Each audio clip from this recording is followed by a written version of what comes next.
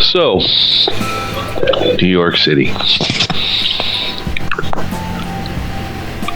a lot of things to a lot of people. One hand, it's the symbolism of the American dream where many immigrants start their life in the United States. From the twinkling lights atop the many skyscrapers, the foundations of industry, to the dirty, dangerous streets below. If you can make it here, you can make it anywhere, they say. And so we find ourselves in a restaurant in Manhattan. The three protagonists of our story, the coterie, seated around a table, discussing some internal matters, when the all too foreboding scrape of a chair comes to their table. And a man named Kadir sits down, the sheriff of New York City, and says, "Hey, I have a few questions if you have a moment." And that leaves us where? Also, welcome to Season 3, Episode 4, I believe, entitled, How About Them Mets? Yeah, how about them? Only time they were good was when Darryl Strawberry was on the lineup, but you know, I don't really like the Mets. Something about Queens always sets you off.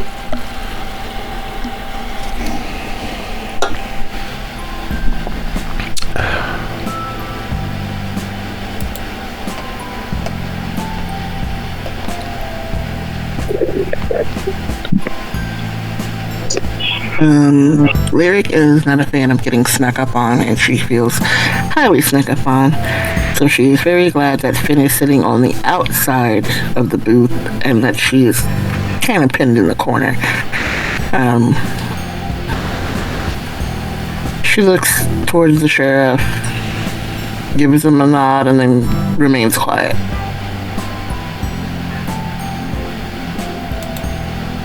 Annie will turn her head and smile over at the gentleman. My dear, it's been far too long.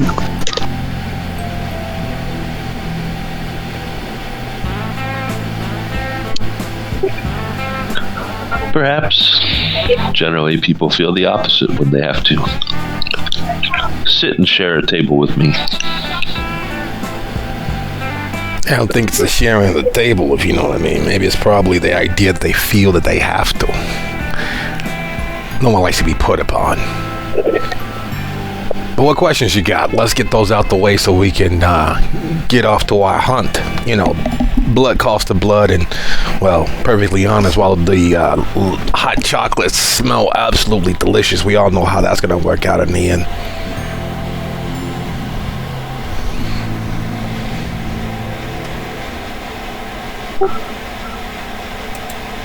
Well, cutting right to the chase then. I hear the four of you, three of you, I guess, at the moment, been up to quite a number of things. Anything you'd like to elaborate on?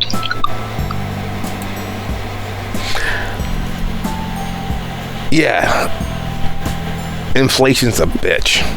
Do you know that as little as 2 years ago, delivery from this neck of the woods up to my neck of the woods would have only cost me about $10.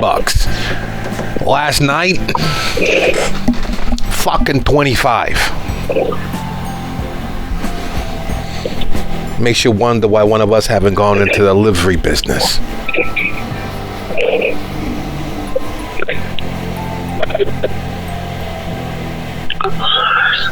Nods, lightly tapping his fingers on the tabletop. Penny will chuckle slightly. Is there anything in particular that you're referring to, my dear warden? I don't know. Is there anything in particular that you'd care to elaborate on? My old man was a Marine, and one of the things that he always chuckled about and beat into our heads was, no matter what you do, never go Navy. Never again volunteer yourself is what it stood for. But besides the camaraderie spirit of the armed forces, it was an ingrained lesson for some of us.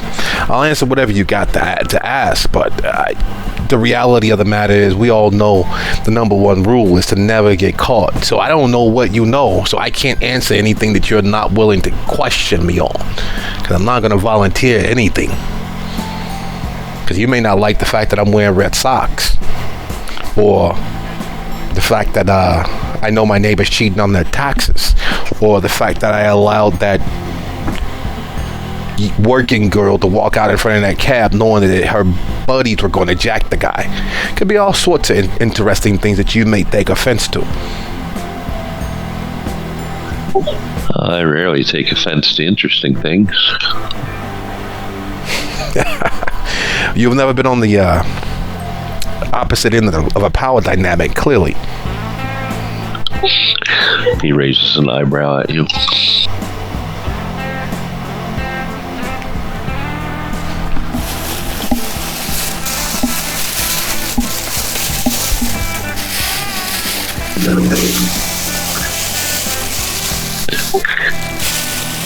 Well then, if you have nothing to tell me about, what's your involvement with Mr. Edwards? As little as possible. Some bigwig owns some property down in across the street from Central Park. Some bigwig, some jackass who pulled one over on everybody. I'm taking it that we're not the only schmucks who got taken advantage of by him. Otherwise, someone like yourself wouldn't be here asking us.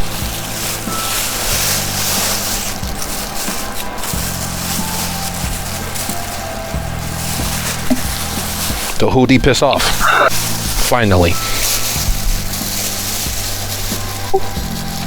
I'm sure you're not that isolated. You'd be surprised. It takes a lot of work, but if you really work at it, you can stay just about beneath most of the Rick, what's the word? Scattershot, suicide, scuttlebutt. You can stay beneath most of the scuttlebutt if you really, really work at it. Especially being as the vast majority of everyone who knows anything or thinks they know anything is about as forthcoming as the sixth. Too little, too late, of no actual use to give you agency over your life. So the best thing to do is to stay as free of it as possible. But again, you never having been on the opposite end of a power dynamic wouldn't know anything about that.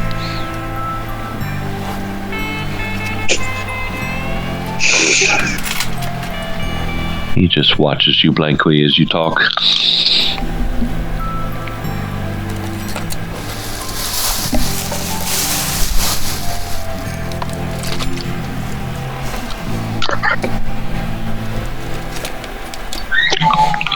Alright, so what's your involvement with Birch? I hate her face. Really. Honestly, I think she's a fucking bitch. But as far as involvement, as little as possible. We're the little fish. We're the ones that everybody eats up to get strong enough to go eat up a fish their own size. And she's one of those that likes to try to not eat you all at once, but to nibble away little bits of your soul.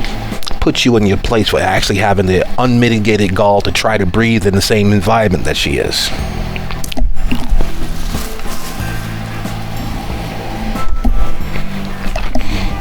Gum? Penny is just going to furrow her brow at that. Favors traded, favors owed. You know how it works. Oh yeah, that's right. Penny has a relationship with Bleach. I almost forgot about that, JJ. Forgive me.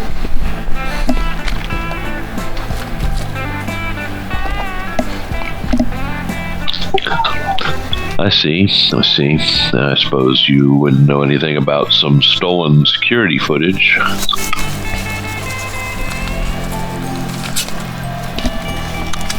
Look, they make the best bacon, egg, and cheese. Of course, everybody's going to try to get that. And of course, that means there's going to be a lot of pickpockets in the area. And of course, anybody worth their salt is going to try to work and get that particular video footage. If I knew that it was a kindred front, I may have said something. But I didn't. I keep my nose to myself. So I don't know anything about the disappearance of the videotape from the bodega on 110th.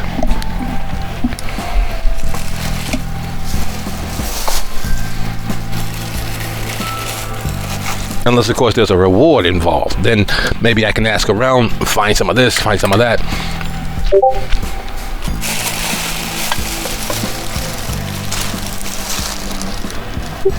There's always a reward involved after a fashion. Well, you know, it's kind of got to be worth it, because once you can't control everybody, what everyone thinks or knows. So if word gets out that I incidentally may have let slip some information to someone who may seek punitive actions, then it looks bad on me, and I want to keep my reputation as clean as it possibly can be. You know, a reputation, once it's ruined, you really can't do anything else except for leave. And why would anybody want to leave? This is the center of the entirety of the world. Better to be a small fish here than a big fish almost anywhere else in existence.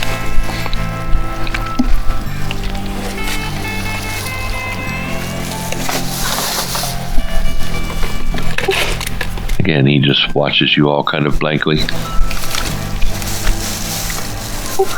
Would be unsettling to younger kindred, but having been around the block as you all have, you've seen this sort of aged response before.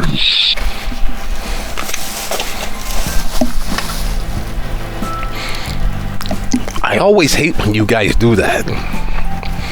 It makes the skin crawl. Not that my skin crawls anymore, but just mentally, those autonomic responses are still there. I still get the heebie-jeebies, like when you guys go as still as the grave. It's unnerving. It's unsettling. He gives you the slightest of nods, his fingers still lightly drumming on the table.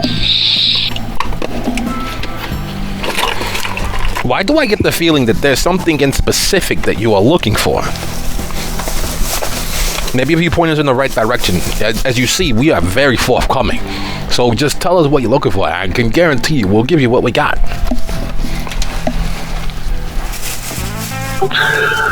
I feel like I'm getting plenty in the course that I am taking.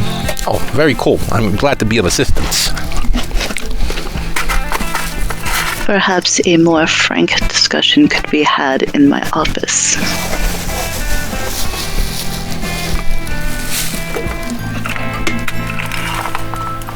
You would feel more forthcoming in a alternate location, is what you're saying?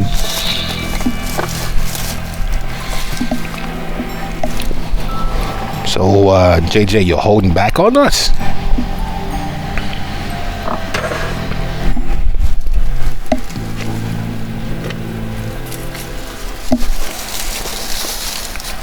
Is there some things that shouldn't be said in the earshot of certain individuals? She'll glance around to the several humans that are, in the area. Everybody's in their phone. I don't see anybody with an earpiece or anything like that. No government agents. No officers of the law. And that's all we really got to worry about, right? Unless, of course, you've done something that's goes beyond mortal laws. You haven't, have you? Depends on the day.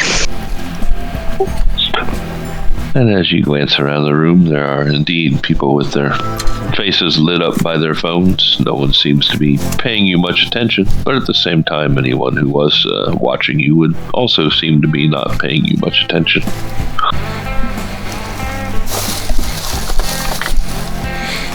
I suppose there is that to consider.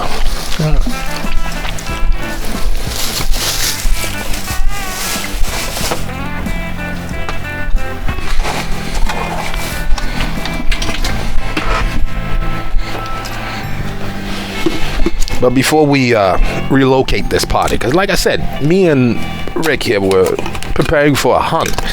I wouldn't want to assume, but we have you're offering us hospitality in your domain, JJ?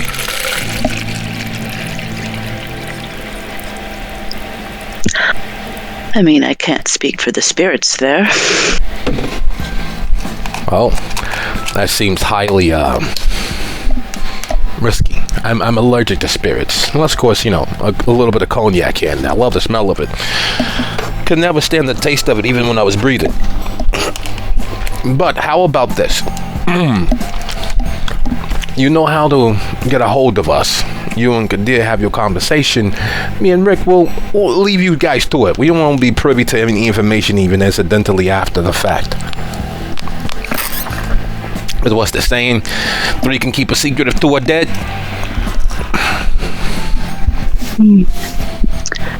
Dead and gone as JJ is. She'll smirk a little bit and stand up.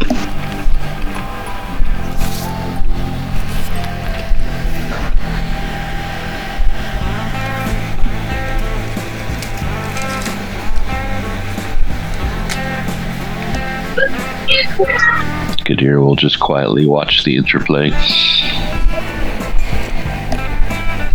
Is that mostly amenable to you? I figured we can, if there's anything you want to discuss, you always know where to find us. Oh no, if you feel you've spoken your piece to the satisfaction of the situation, I will take that into account. Excellent. Thank you all very much. Your kindness is appreciated.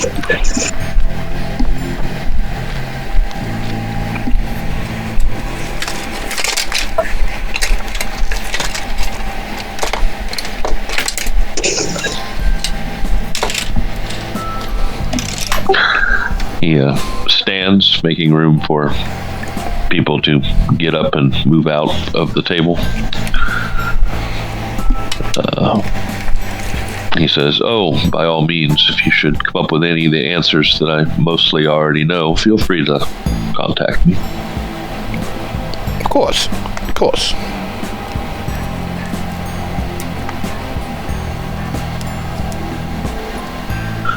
He puts on a smile and kind of does the sweeping arm gesture of, by all means, take your leave. Very directly keeping my body between him and Rick, help Rick up and out of the booth with a gentle bit of nudging and urging so that we may vacate the premises.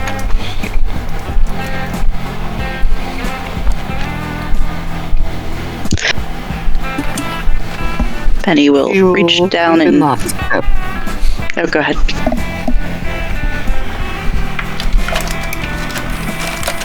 I said she will keep in lockstep, and that was pretty much. Penny will reach down and grab the child's paper, roll it up.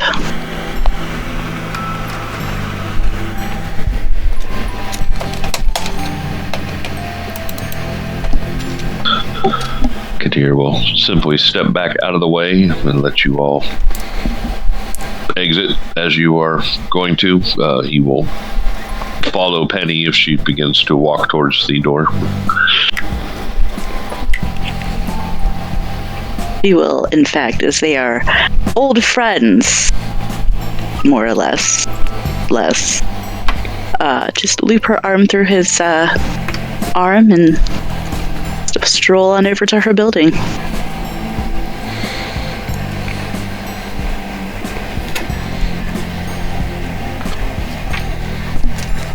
All right, so as one of you becomes a pair with the sheriff and heads across the street into their building, the other two of you watch them do so.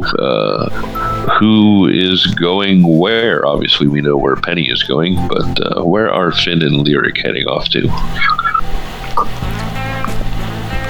There was a hunt in question that was unnecessary tying off of loose threads that we need to attend to.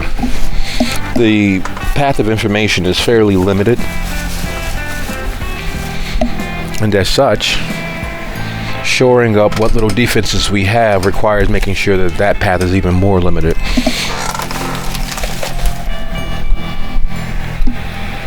The gentleman that we accosted in the accumulation of the former, now clearly ghost girl, is where we're headed. Time to wrangle up a few old not quite friends and make sure that he no longer is a possibility, as well as to learn who he ratted us out to.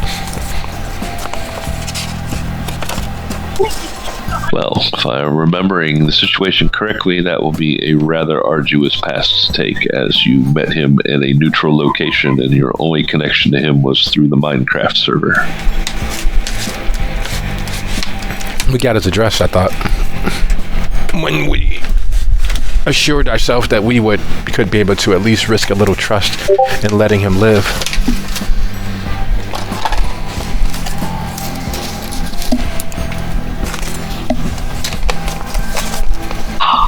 I am foggy on that, so we will say perhaps you did get his address, or at least an address. An address is good. We'll deal with that. Starting with backtracking and verifying that we didn't think we needed to do. We'll start with the storage space that was rented under someone's name, where she was kept, to verify that some of the information may be truer than others.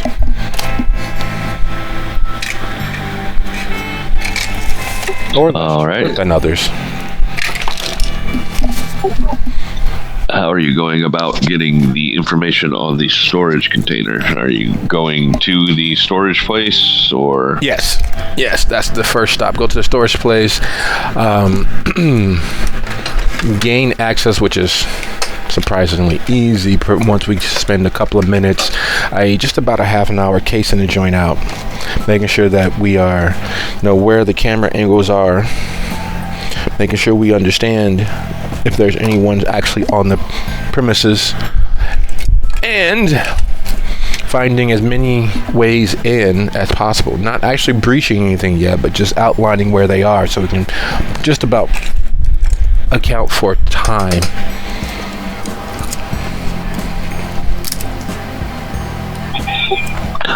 All right, well, as in many storage unit facilities, there is a manager that lives on site, even though they are not there behind the desk 24 hours a day, obviously. But there's always someone physically on site, be it an employee or the manager at night, even though they are not open. This would be, I'm sure, fairly common knowledge to at least Finn, who does this type of work a lot. Or at least often enough in his chosen kindred career that he has this information on hand.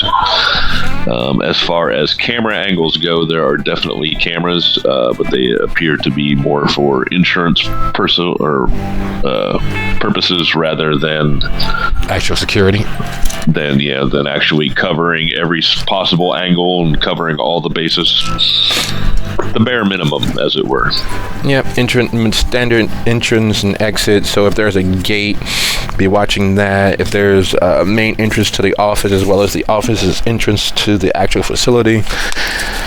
So typically in these situations, if you believe the movies, which we're not that dumb, we climb the building just behind where the cameras are, cut a hole through the roof, climb down through the levels, and make this a huge, extraordinarily difficult process. This, unfortunately for us, is the real world, which means all of that aerobatics is not something that's actually going to happen. We're going to pull our hoods up, pull our skull caps a little bit further down over our face so that we are just one of any number of individuals similarly dressed throughout New York, which is, in a city of easily 12 million people, is a needle in a haystack. And we're going to walk right directly to the door. Hopefully, I'm counting on Rick's strength being enough to push open the door without causing too much noise and disturbance so that we can gain access to the manager as quickly as possible. All right. Well, if Rick is going to force the door, we will go with, let me pull up the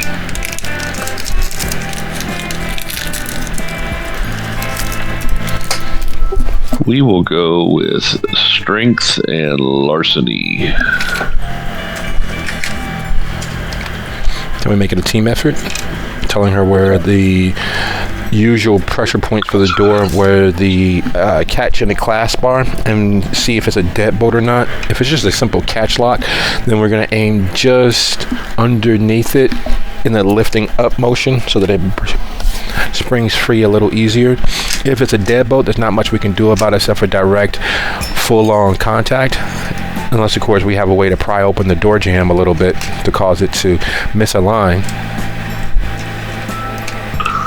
Looks like Finn has more than enough larceny to be an assistant, so that would add one die, though I think Finn's die pool was better than Lyric's for that anyway. But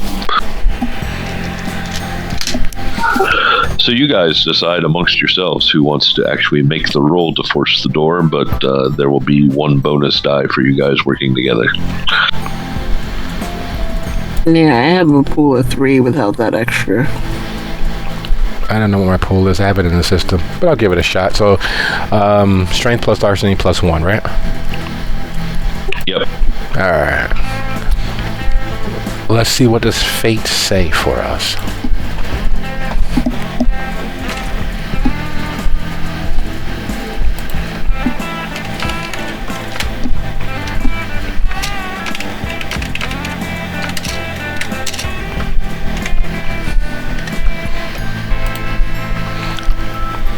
Zero difficulty or a set number?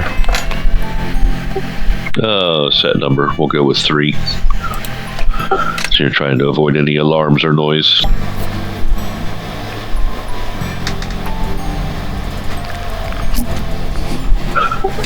And you managed to force that door astoundingly well with 6 successes. It's rather quiet. No alarm systems go off. Well, that was easier than I expected. You do hear inside the telltale beeping of an alarm system that is probably going to go off in a minute or 2. A minute. Okay. Is there a easily definable security cabinet near at hand? And if we short circuit the security, it'll probably reset. And if not, at least we gave it a shot.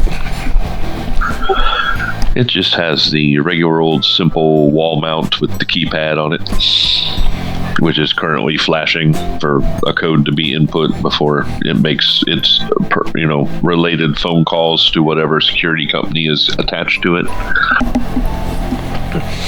Typically, we have 60 seconds. Is there any way to short it out and cause the system to reset from the keypad, as far as I'm aware of? Well, me personally, not being a tech-savvy person or overly knowledgeable on security systems, I don't know. But at the same time, we are in a game where I do know, so I will say that there is, and that will be an intelligence and larceny roll.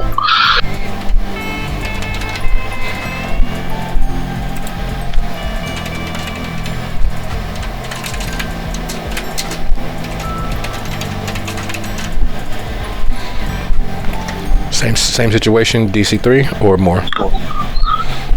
3, because you're under pressure, yep.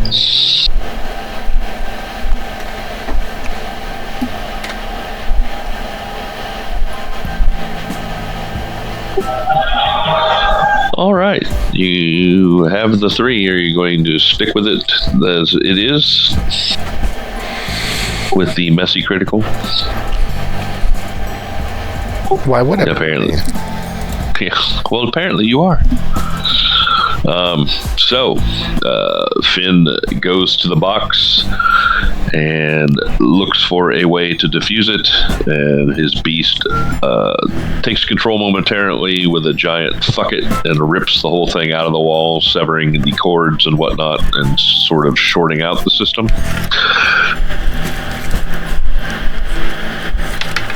Well, I guess if it's broken, it won't work right. Fuck. You're kind of smart. I could have done that, but let's get this over with.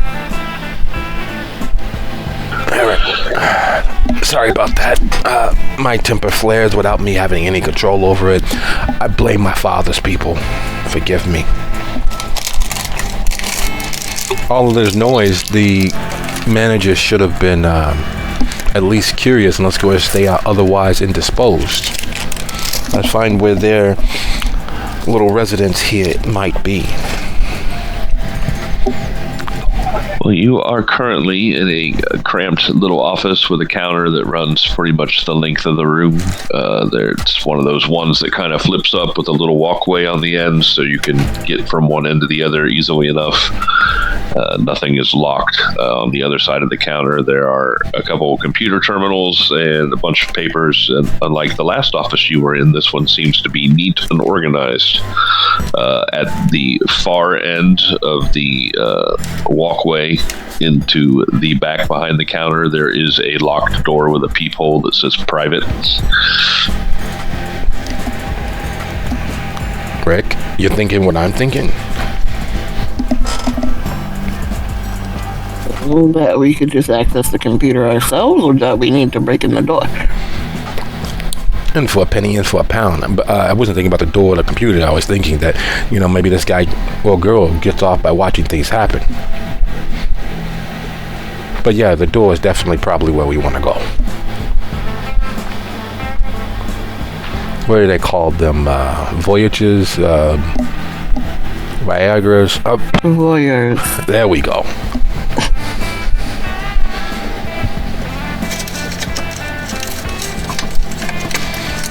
Speaking of which, as they stack up on the door, almost as if they've done something like this or something similar far too often, I was thinking, how when we get excited, our fangs distend.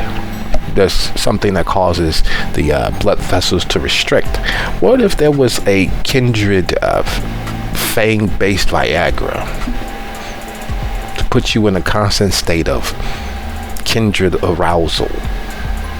You think that the Toreadors would eat that up?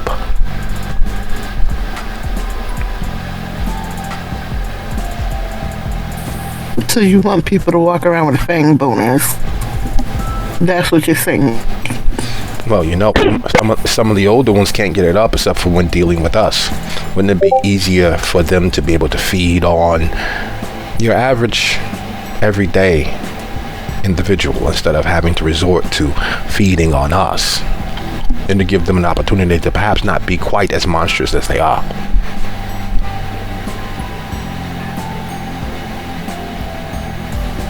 While you're having this conversation, Larry is going to look to see if the hinges are on the outside of the door or behind it on the inside. Well, as we ponder the ramifications of the supernatural scientific breakthrough of vampiric Viagra, we will put that question on hold for a moment, and our gaze will float back across town to wherever Penny has taken Kadir. If it's just the two of them, she'll take him up to her home. I mean, he's probably, seen that in many other locations where she slept.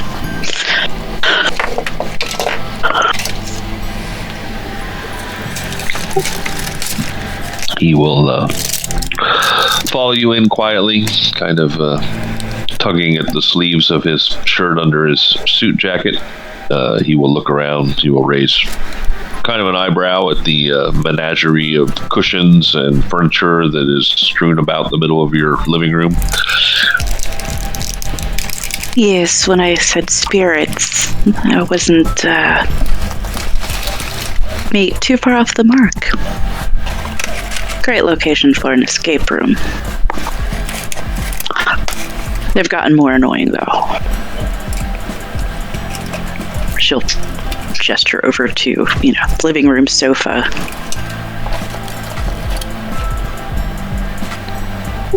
His gaze will follow your gesture. He will look back at the ruined pile of furniture and will shrug. It's like, well, I'm afraid that I don't know.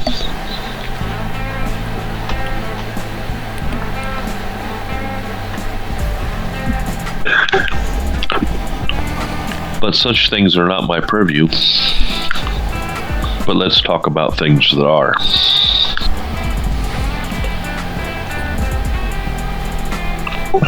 Do you have anything to add to your coterie mate's explanation?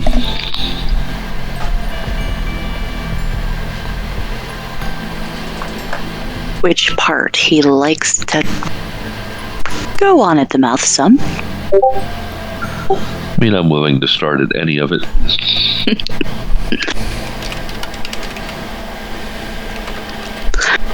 Well, I'll tell you what. Why don't you tell me what you already know and I'll fill in the blanks. He smirks a bit. Says, it doesn't always work that way. Not always. I would be bad at my job if I let it work that way.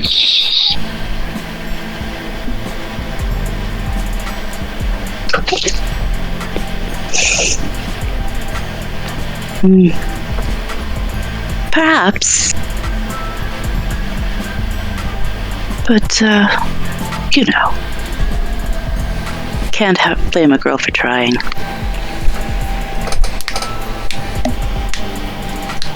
There's a certain usefulness to knowing a thing and letting it be known that you know a thing, but not the limits or the boundaries of a thing.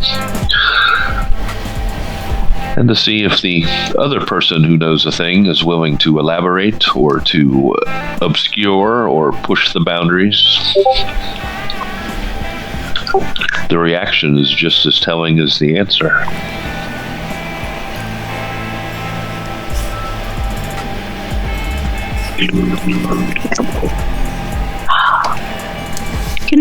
It's almost like the days back when you were my warden.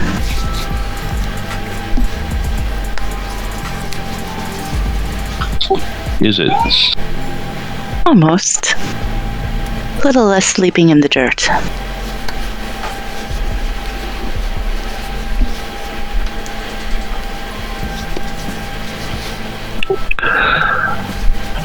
I'm sure you know, as most kindred know, that there's a thing occurring between the aforementioned Ventru.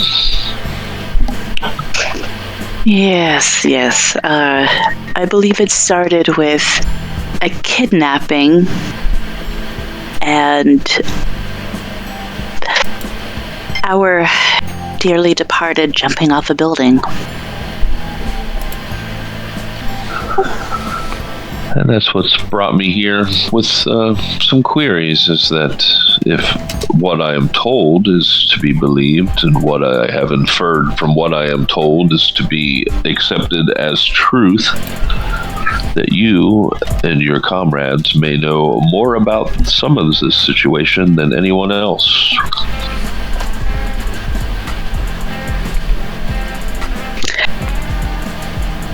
I mean, it's possible. It is. You care to tell me if it's possible and beyond possible?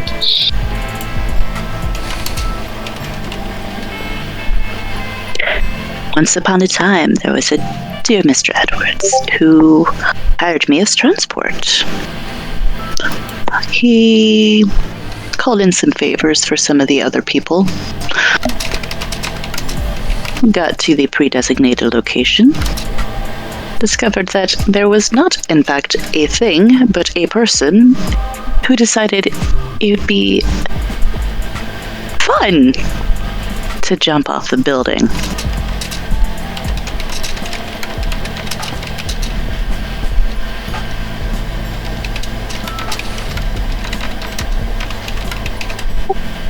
I see. Some accounts say he was pushed, but I'm willing to accept that's not the case. He seems to be consequential in all this anyway. From what I have gathered since, that young man was destined to be our dear Miss Birch's heir apparent. I was to understand that as well. Now let's say, hypothetically, in our once upon a time scenario, that the people who came and watched the man jump from the building, did they panic when they took the surveillance video?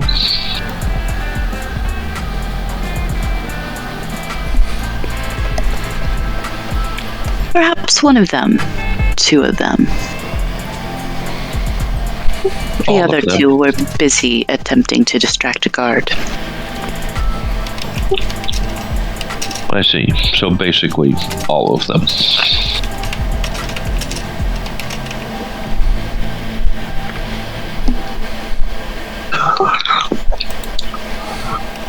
Again, hypothetically speaking.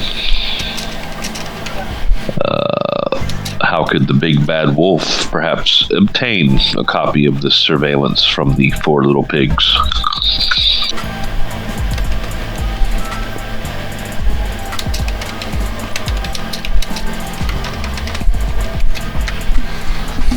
Or is that an element of the story that is forever gone?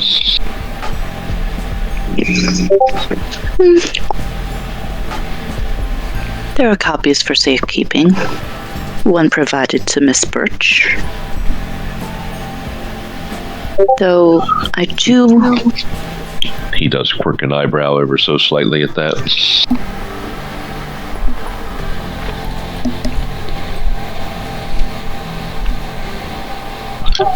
And keep in mind, if you would like to read into any of these things, you can always roll a wits and insight.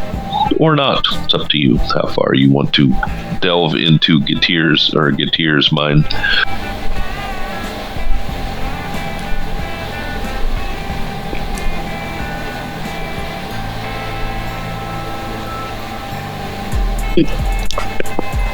She will quirk an eyebrow at his exclamation of interest.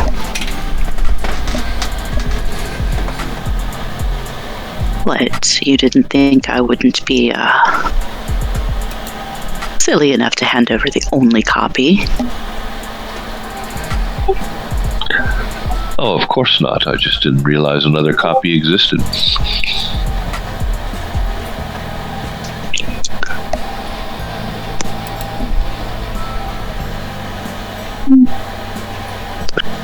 Let's just call it that is how I earned my favor.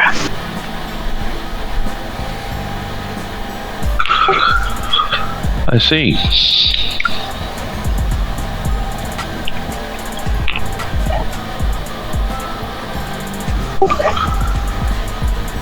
So again, this video, is there another copy to be had? And let's say if one had such a copy, would it exonerate or would it incriminate? It would show a certain friend with an ugly mug at the young gentleman's store prior to our arrival. Not so much footage inside.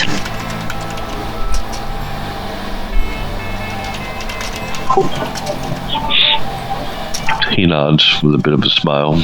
Says, I see. Well, that is most helpful. I will expect a copy of that video, if that is within your power. I can arrange that. The usual drop. That will work for me. I appreciate your helpfulness in this matter.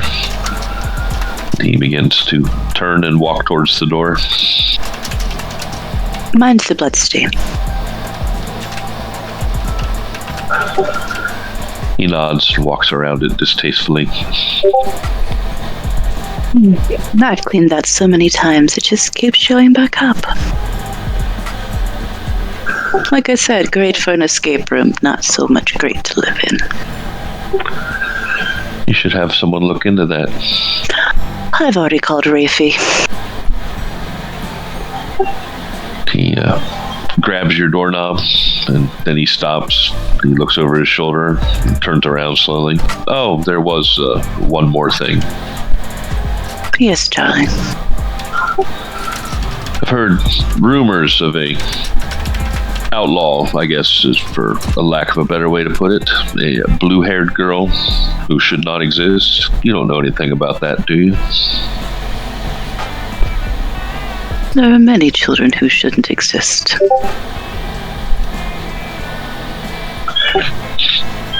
He just watches you quietly for a moment. Then She'll smirk. I shouldn't exist. Then he smiles and turns back to the doorknob while he says, well, if you should hear anything. And he opens the door and steps out.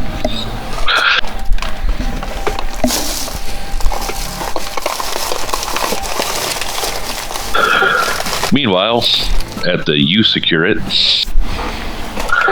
the hinges to the doorway are on the inside. So, judging by that, Rick, I guess we need to be invited in for us to be any semblance of effective.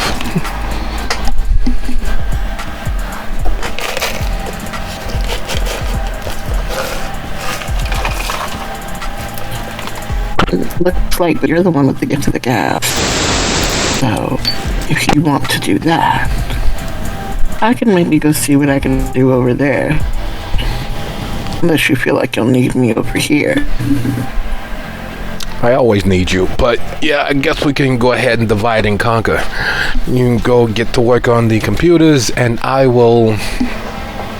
This is a security door. That's the part that sucks. I'm sure that there's a catch lock right about there, probably a deadlock right about there. They ain't got these new things that you put on the inside of your door at odd angles so that the typical ways of getting around them won't be as effective. So the door itself does have a knob with a keyhole in it, and then there's also a deadbolt. means he can easily hold out the 15 to 20 minutes if she calls the police for them to get here. Well, I was actually ever being able to get a good look at him. Well, that being the case, not much we can do about that. Take some. You do. Mm-hmm. So you do, of course, realize that it's impractical for, if this is indeed the apartment that's connected to the security place, that it is infeasible for this to be the only entrance and exit. Yeah, time is a factor, though. And I don't want to leave Rick here, but potentially be snuck up on while I take a tour around the facilities.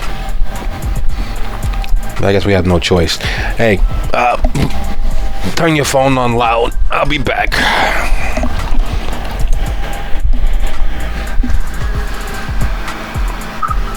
Stands to reason in situations like this that there would be a direct outdoor entrance, because it is not exactly business friendly to be walking through with your groceries in the middle of the day while someone else mans the counter.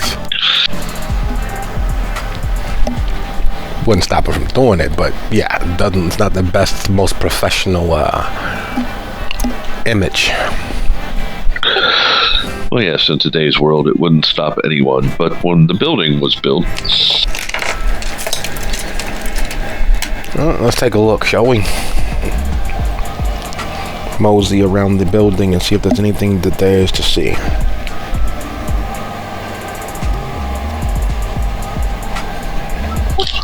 Well, assuming, of course, that Finn is not a student of architecture, but has spent at least the majority of his life and unlife in New York City, it is not too hard to find a side door that is just in the entrance of an alley, not quite in the alley itself.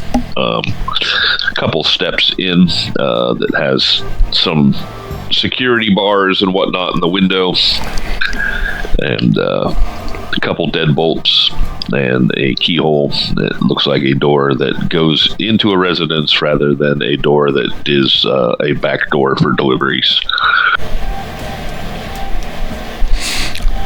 Scale of 2 to 3. How bad is the opportunities of perhaps evading the little security measures on this door and getting inside quickly?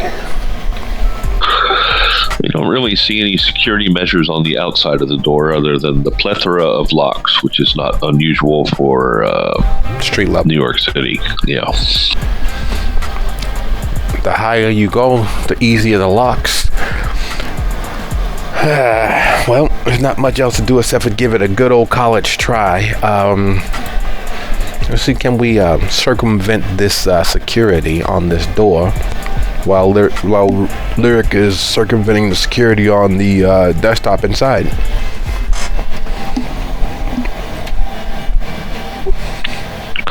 Lyric, there are 2 computer terminals there, one on either side of the counter. Right now, at least the monitors are turned off.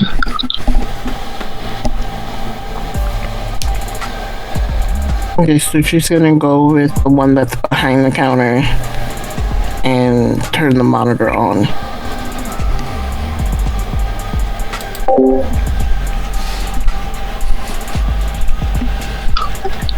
All right, you turn the monitor on. It takes a minute for it to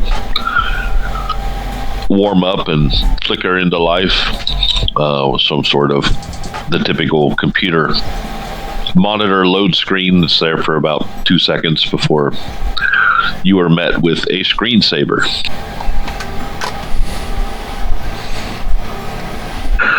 This little fishy swimming around. It's really quite relaxing. Smiles for a second and just kind of taps at the keys to get it to wake up. All right. The computer, the screen changes. You are looking at some sort of interface that you are not sure what it is, but it is branded by the security company that owns, a whole chain of security places across New York City and presumably beyond. But there is no password protection to get there.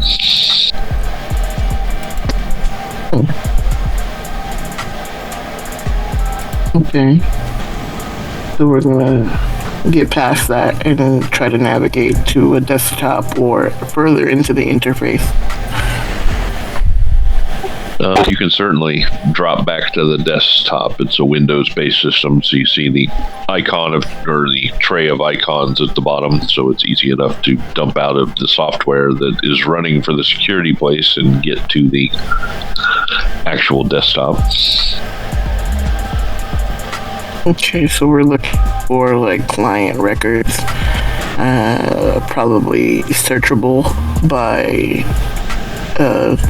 name or month, hopefully, and then if they are searchable by month, she's going to go back the 3 or 4 months that it's been since that night. All right, so the best way of doing that is to go back to the interface, the business interface, and you can pull up information by storage unit.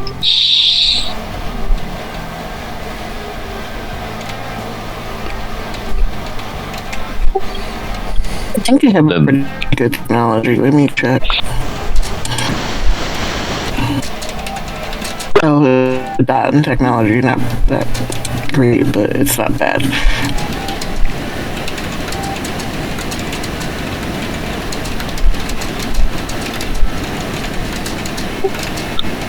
Then the question becomes, do you remember which storage unit?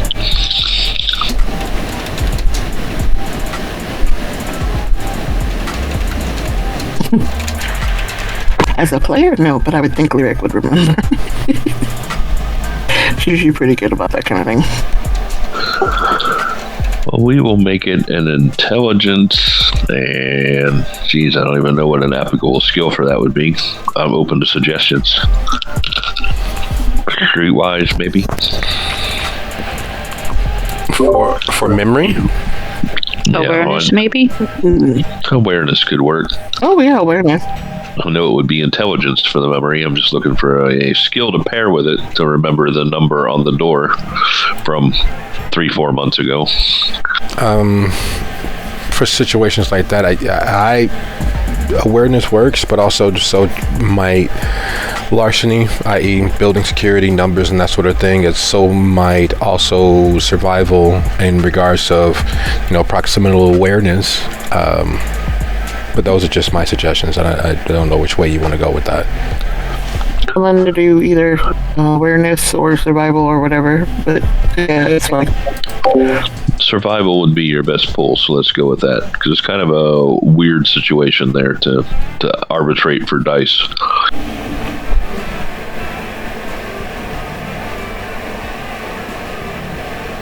Other than intelligence being the given.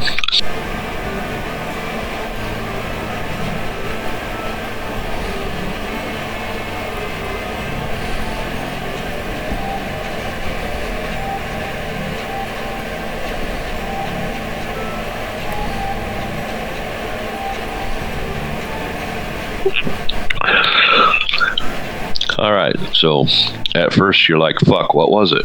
And then you kind of double down and focus, and you remember the floor, and then you remember counting how many it was from the end, so you think you have a pretty good idea of what it is.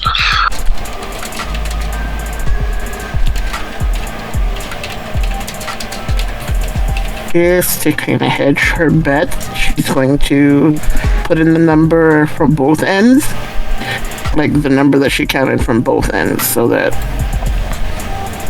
if she gets 2 different searches, she's okay with kind of comparing and contrasting those informations. Okay, so on one of the searches, you get that the place has been rented for the last roughly 5 or 6 weeks by someone whose last name is Wisniewski. And the other one has currently been empty for about 2.5 months. But before that, it was rented out to an LLC.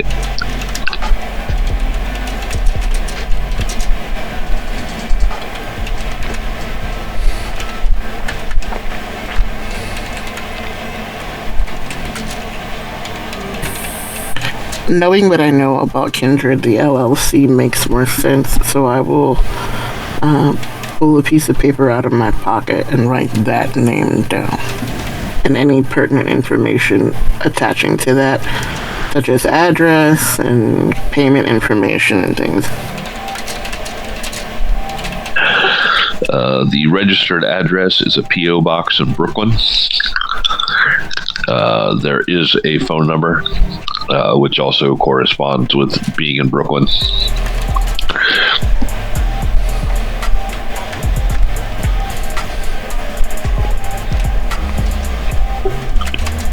As for the LLC name, I did not come up with one, so we will just say the actual name is not important. If we need to reference it, just say the Security System LLC, because if I give it a name, I'll forget it anyway. That's fine. So yeah, write all that down. Text Finn, got the info, heading out. And shut everything down, or like just kind of hit the monitor off. So Finn, as you are examining the door, you get a text message.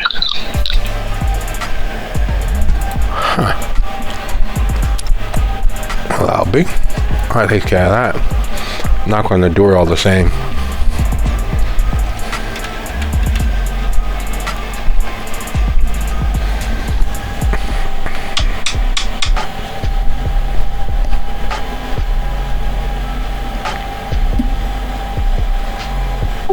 I'm not sure if he's muted or I not. don't think. Yep, Just speaking without any volume. I was wondering why you weren't responding. Sorry about that.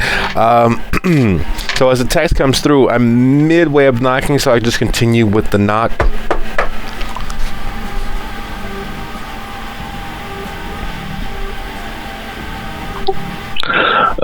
Takes a minute, but you see the light come on through the little security window in the door there. Look at my shoes for a second, so all I see is the skull cap, the hoodie, and the downward slope of my nose and face, mostly in shadow.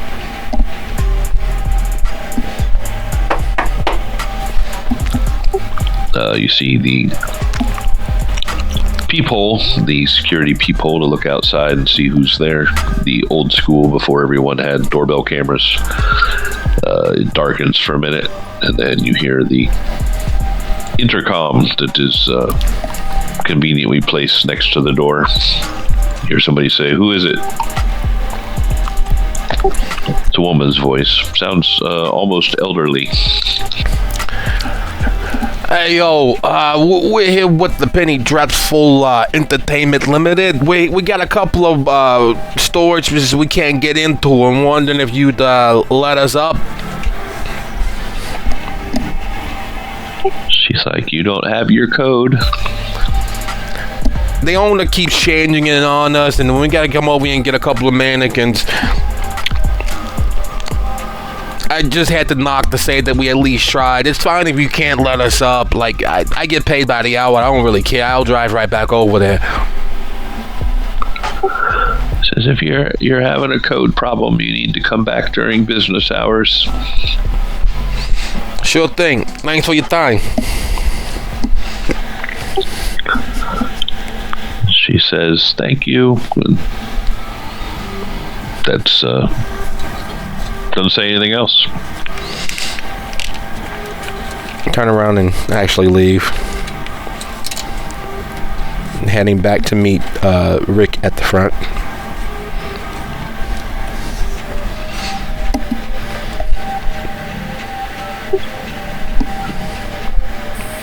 Did you find out who it was? I didn't even get in. Some old head is back there. Oh, good thing we didn't have to eat the little old lady now. She hands him the piece of paper with the information. That's who had it rented. I don't know if that LLC looks familiar to you or not, but it's funny that it's in Brooklyn. Not really. It leads back to Edwards. I'm pretty sure of it. Friend of a friend sort of situation, you know what I mean?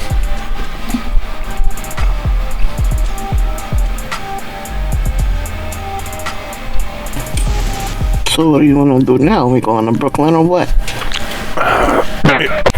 We really should find this guy. I know we should. I remember what he smells like, but unless we can get close enough for me to zero in, I have no clue. Well, we already started, so you ready to take a trip out to Brooklyn?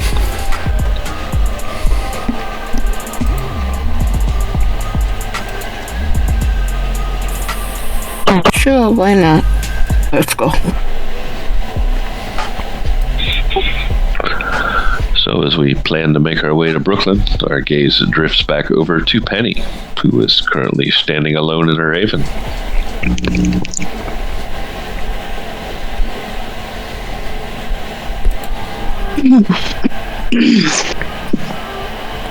Well, Penny will go recover the spare copy. Probably kept either downstairs in an office safe or somewhere off-site in a lockbox.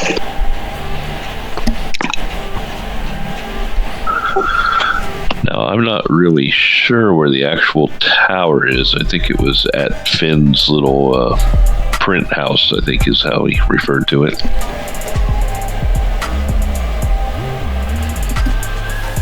That's a little print shop. It's fine. It's fine. Well, it's going to take us about 40 some odd minutes to get across the bridge. Fucking. And that's with public transportation. If we had wheels, it'd take just about the same amount of time, though we'd be farther in with that 40 minutes. The traffic on the bridge is always a problem, and when I say the traffic on the bridge, that means all of them. I don't know why we being in the center of the world, you figured we'd have better traffic patterns than what we got.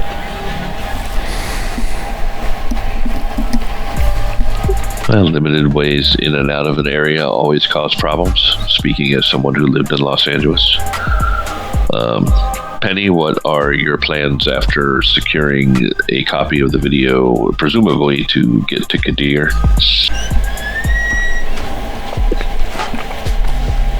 Oh, drive around for a little bit. I mean, no point in going straight there. Just Little wondering. eyes are everywhere. Yes, just wondering. Aimlessly. All right. So with that in mind, we will cut back over to Lyric and Finn, who are taking, I assume, a train or something over to Brooklyn. Yeah, we could take the A train. It'll run all the way until about 1 or 2. Then otherwise we gotta take the E up and around.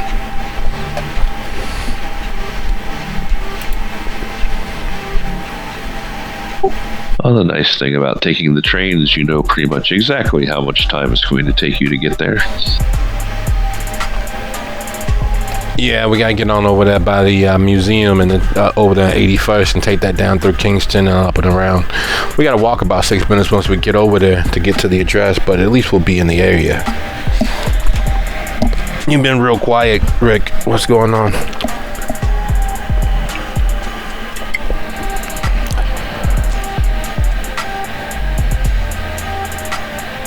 I don't like the fact that he popped up. How did he know we were there? We didn't even know we were going to be there until we were there. Yeah. Unfortunately, I wasn't joking about the power dynamic. Certain things you kind of got to get used to, especially considering he didn't bat an eye when Penelope responded to the JJ remark, which means he knew who she was. It wasn't a secret to him. It wasn't something that he just discovered. Everybody can act and hide, but it's always easier to hide with the truth. And I'm sure that somebody as old as Kadir has already mastered that ability. So he hid with the truth. It wasn't news to him. It wasn't anything that was curious or worth following up on. Which unfortunately means they got history. Her warden comment clearly dictating and showing that they have other, not necessarily friendly water under the bridge, at least not initially. his feigning disinterest in that warden typically means that she's grown beyond him being her keeper. I could be wrong. Could be a bunch of nothing. Maybe he really is that good at lying. But most entities, most beings that care about how they dress are a little more human than they should be, making it a little odd that he didn't respond even with a non-response. Hence why I think they have history. He was actually there to tap into a confidential informant, and we just happened to be there.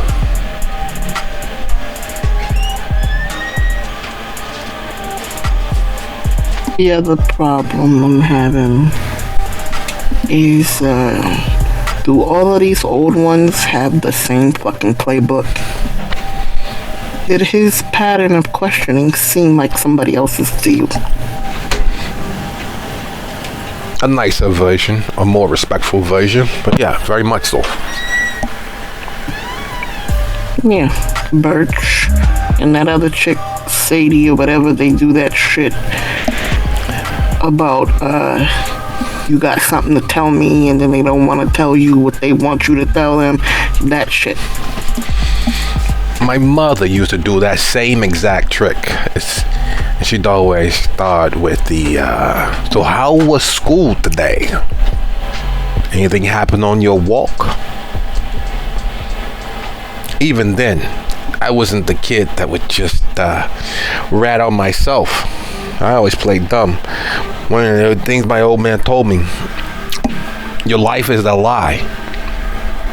And what that means is even if you're wrong, even if you're caught, whatever it is that you've said, you have to stick with. Hence the reason why you don't volunteer any information from the outset.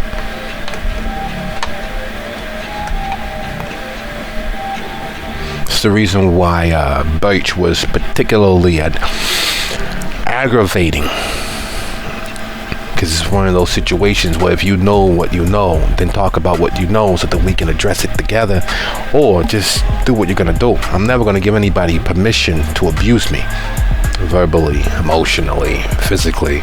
Well, everybody outside of you. So it sits wrong with me. It sits ill with me.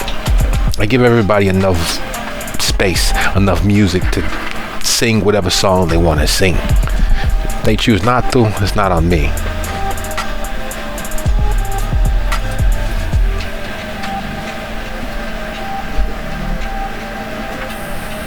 So do we feel like we know where we stand now? Oh, most assuredly. I kind of knew before we got where we were getting, what the outcome would be. I was hoping that I was wrong. I was hoping that perhaps my own paranoia was misplaced.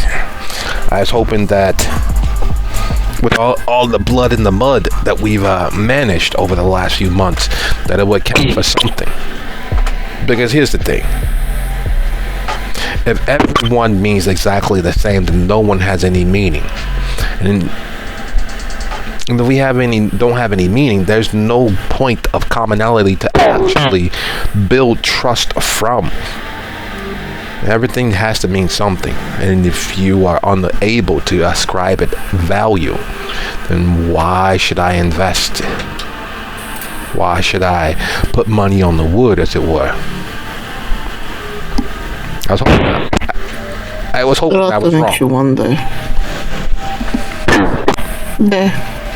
But, unless we got a Nosferatu following us around and they're constantly fucking invisible, there are certain things that got asked about or mentioned when we went to see that Nosferatu that only 2 or 3 people knew. And those were the only people supposedly in the room at the time.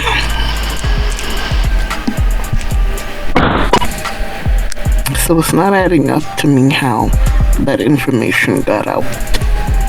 You know how that information got out. And we're going to plug this one leak now, but what about the other leaks in the boat? Only one way to make sure that that information doesn't get out is by not sharing anything else. Morgan is a liability. She knows too much, and she can put several of us at risk. The moment that she is brought before anyone with any ability or power, any authority, and the jig is up anyway.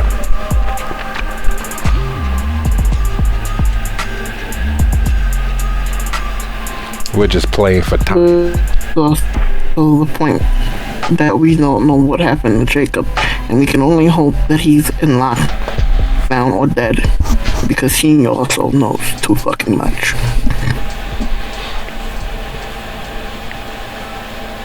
Yeah, I did not escape my thought about Jacob, but I think that we alienated him early enough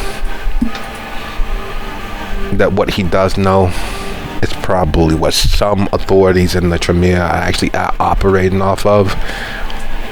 Luckily, he doesn't know everything. I didn't overshare. Did you overshare with him?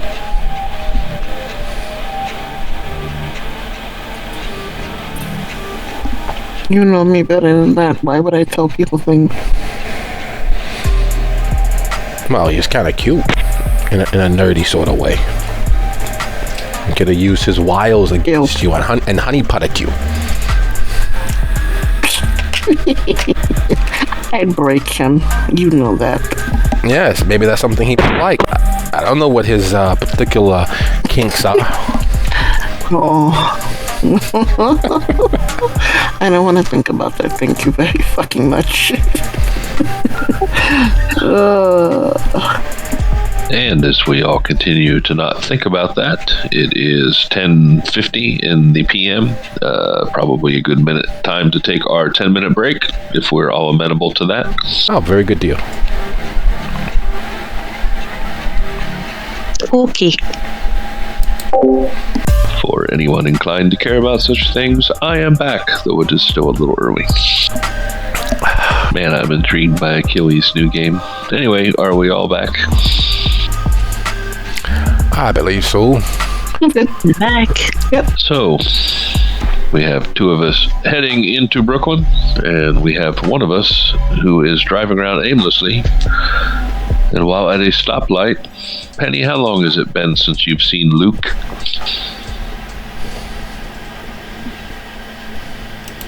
Oh, she probably does a drive-by every few months.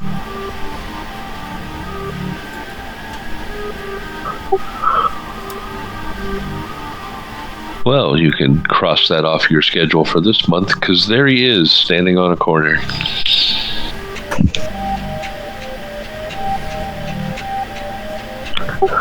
What do we see, Penny? Oh, we see I guess at this point, a middle-ish aged man. The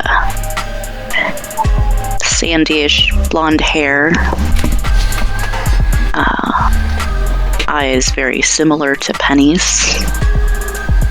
And, a little on the chubby side, but, still in shape. He's, after all, a mechanic like she is.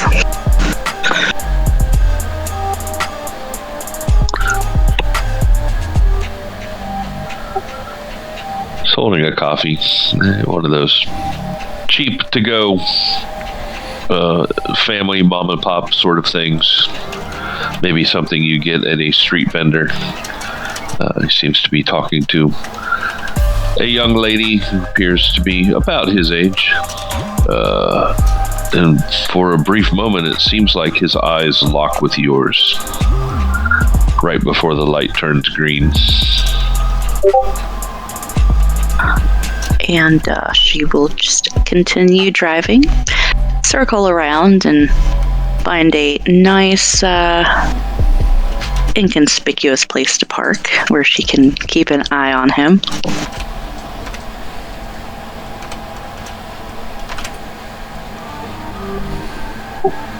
He watches you go, almost like he's seen a ghost.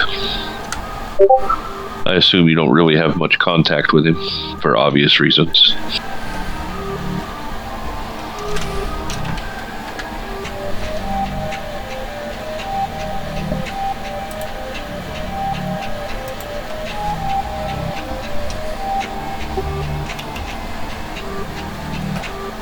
Are you muted?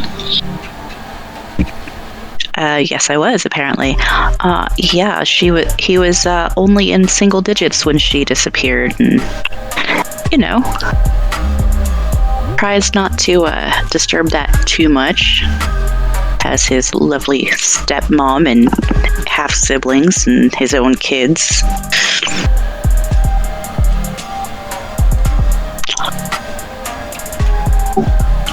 He crosses the streets hand in hand with this young lady sipping from his coffee, continuing to look over his shoulder to see what has become of the ghost he just saw. The woman who looked strikingly like the pictures of his mother that he's never really known. Penny will be intrigued by his young lady, or I guess middle-aged lady. Is it actually the wife that Penny knew about, or someone different? It is not. This is someone different.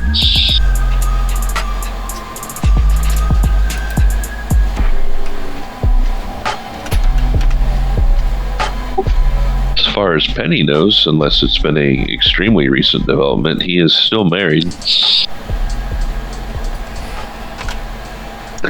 Yeah.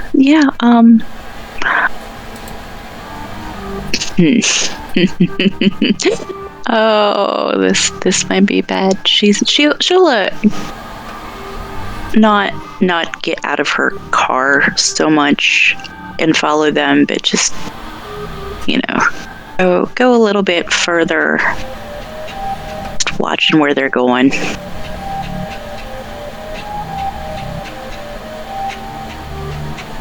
And they kind of stroll down the street. Mostly, he stops at a street vendor and buy a pretzel. The two of them kind of share a pretzel as they continue to walk, sort of intermittently hand in hand. It's kind of hard to hold a coffee and eat a pretzel and hold a hand. But they seem to be just casually strolling and talking to each other. They have a destination in mind. They are not in any hurry to get there.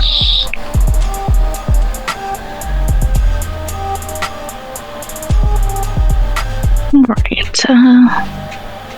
Guess after they get around the corner out of sight, she will follow on foot at a discreet distance.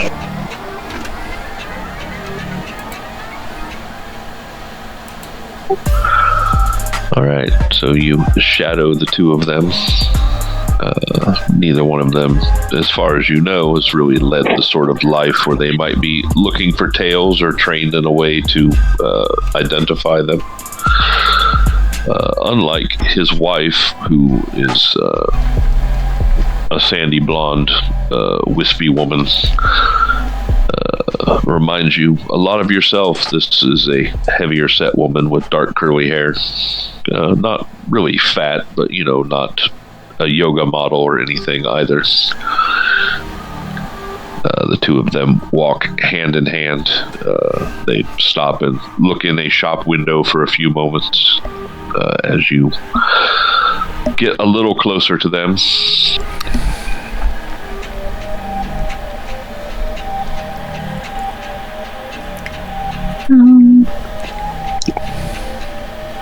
I will throw up some heightened senses to see if I can hear what they are talking about. And pray that, an ambulance or a fire truck or police siren doesn't scream by.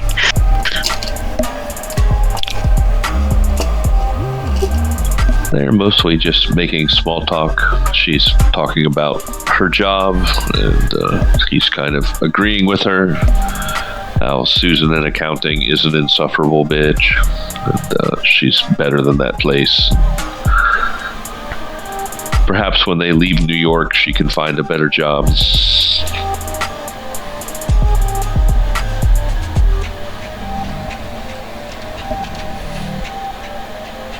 And he will frown and continue following and listening discreetly to see if she can find any other clues to this woman's identity. because part of the deal when she took ownership of or rather when her shell company took ownership of her garage, the stipulation was that the family remains in charge of it.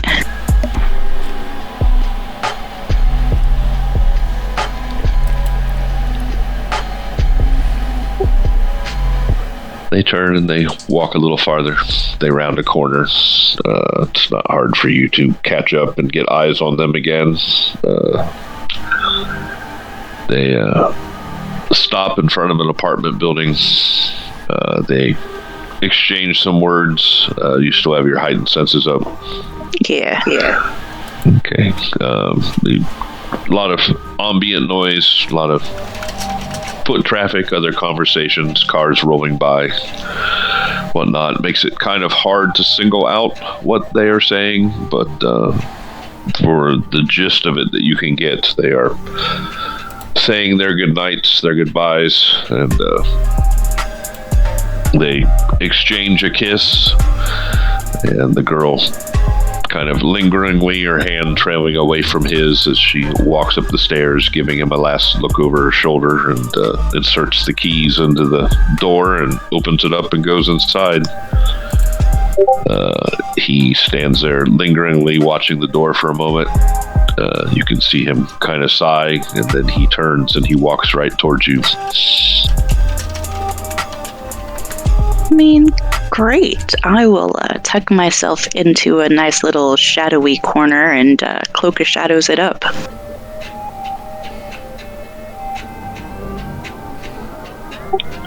If you would like to give me we'll go with Wits and Stealth.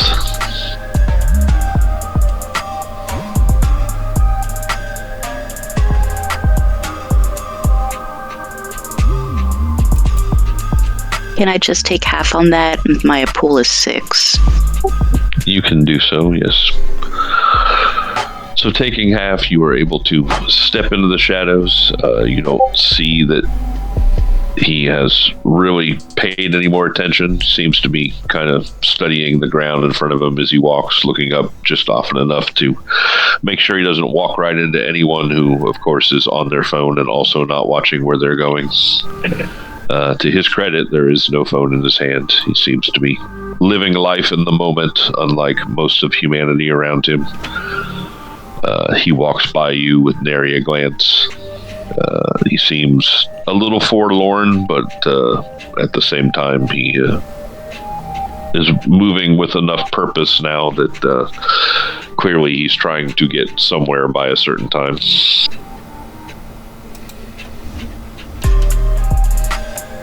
She will let him get a little further up and then start walking after him again, making a note of the apartment building that lady walked into.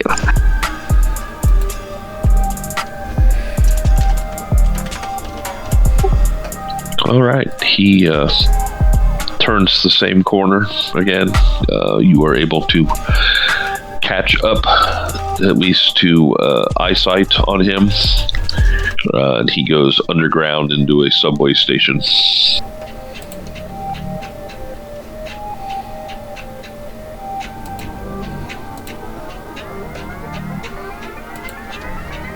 Sure, it's been a hot minute since Penny's been on a subway.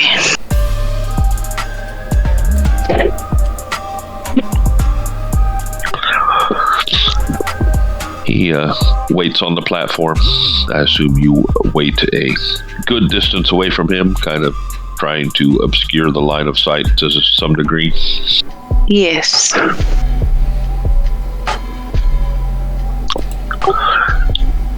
A train pulls up. He steps into the car that is in front of him. You're not overly familiar with the subway system anymore because you don't take it very often. Right. Looking at the map on the wall and the number of the train, you realize this is one that will take him back to where he lives.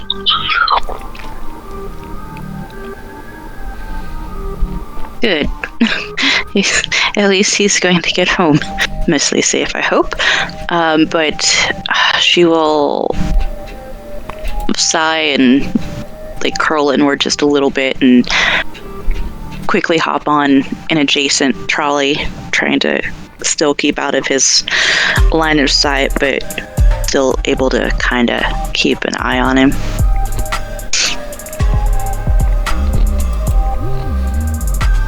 All right, so you get on a different car. You are able to move to the back of the car and watch through the window of the doorway between cars to keep an eye on him. Meanwhile, on another subway train, a pair of characters get off in Brooklyn.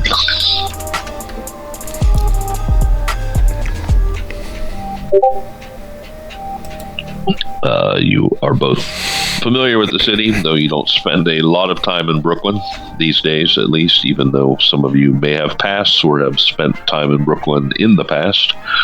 It hasn't changed. Some of the buildings may be different, the businesses may be different, but for the most part, it's still Brooklyn. You are a couple blocks away from the address that you had, which is the closest place that you could have got off.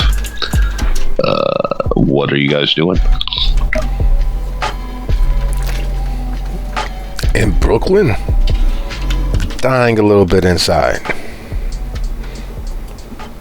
I love all of New York. I do. But Brookie Bear here, this Brolin, this broccoli is considerably not Manhattan. I feel like Samson with his haircut.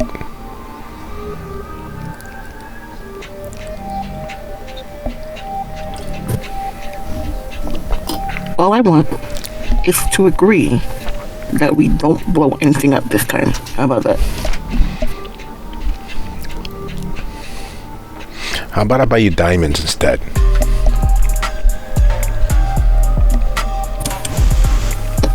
You are a flirt, I swear.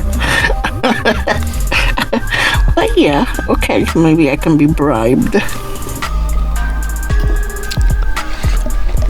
Just so that we are clear, there's nothing that I will not do to ensure that we make it out of this in as much of a whole as I enjoy. So if things get hairy, if this is more than we can chew, just understand that I have every intentions of crying and calling for my mother eventually.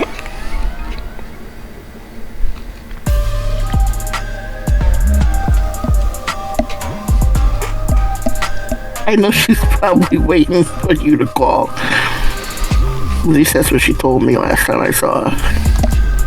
Yeah, she's always been too friendly with the people that I've been associating with. She has no actual designment. She thinks that anything that, well, I spend the time touching and enjoying is something worthy of her good counsel. Let's find this address, case to join out. And of course, while they're speaking and talking and they're keeping their head on a swivel and moving towards the direction, because at this point across the bridge they are officially behind enemy lines. This has not left either of their understanding. Crossing the bridge, leaving Manhattan, leaving home, leaving Harlem, 5 Points, Chinatown, is literally touching down on the moon. They are beyond every understanding of what is right in the world. And so while they banter, while they enjoy each other, they very well are aware that this is beyond all semblances of the pale. So things that would normally not stand out to native Brooklynites stands out to them. While the usual ebb and flow of the herky-jerky, constant running pace of Manhattan is bothersome the most, it's how they operate. So it is a forced act of them to slow down a little bit. Because while Brooklyn is still fast-paced, it is nowhere near as fast-paced as Manhattan.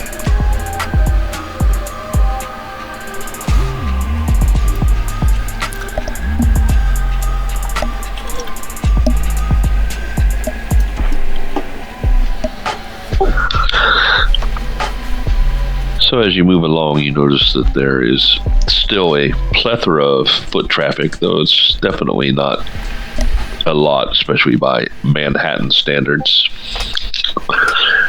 Are you guys heading for the address, or are you getting a lay of the land? I think we're coming. Probably figure like a 1 block perimeter, so we know it from all sides before we approach the building.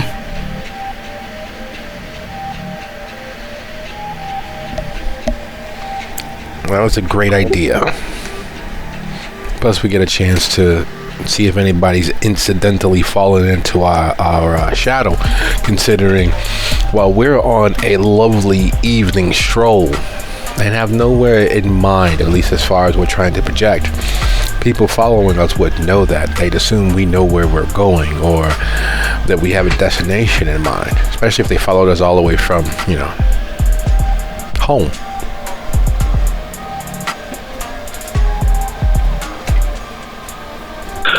Well, no one seems to be paying you much mind, but as I said earlier, if they were, they would try to appear to not be. You don't recognize any of the faces you see from the train that you took over. Yeah, people just seem to be out strolling about their own business. No one really looking at you. I mean, occasional glance here and there, and friendly nods and whatnot, which is, strange enough in New York City, but not everyone has abandoned all civility.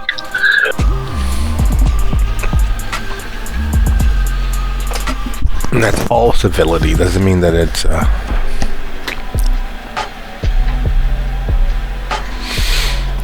takes a couple of sneers and mean mugs before I remember to act as if I'm at home.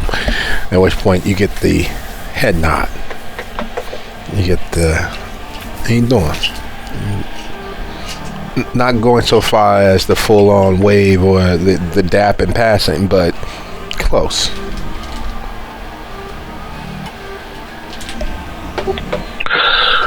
And there are more than enough mean mugs.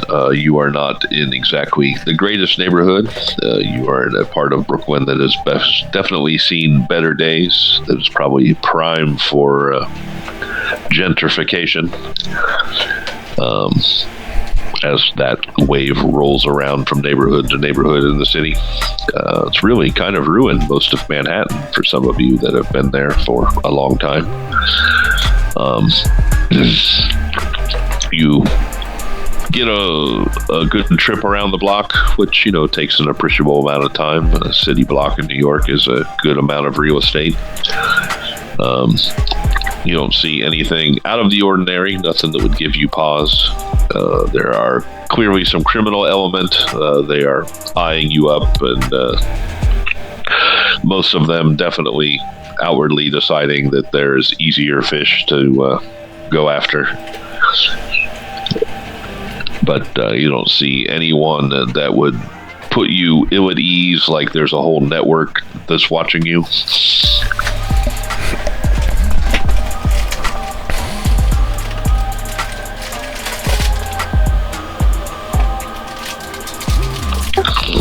The address itself that you're looking for, which you already knew before you got here by the denotation of a letter in it, is in an apartment building. The buildings here are generally not as tall as they are in Manhattan, but it is a couple-story walk-up.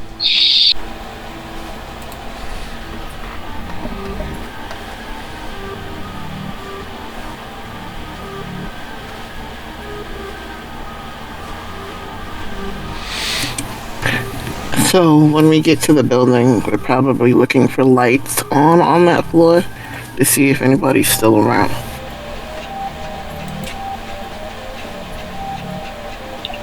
It is still early enough in the evening that there are many lights on in the building, including on that floor.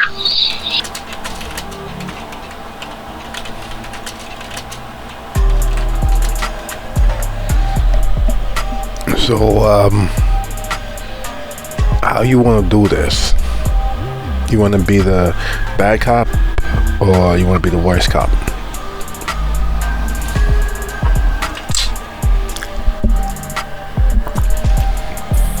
You know I'm better at bad cop.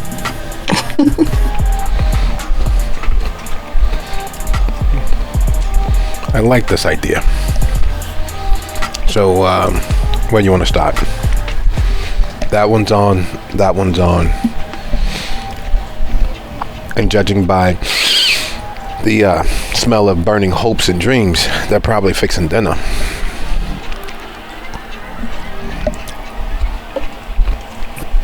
Well, if we can get the layout of at least the first floor, seeing how the apartments let her out, we'll know what it should be for the other floors.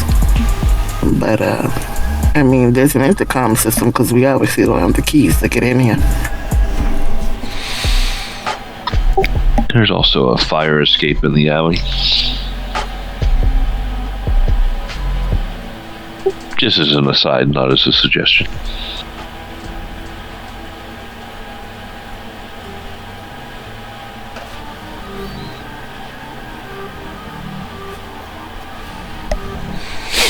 So we going up then down, or in then up? Let's go up and down. Everybody's gonna be moving in the same direction. Should make it easier if anybody decides to bolt.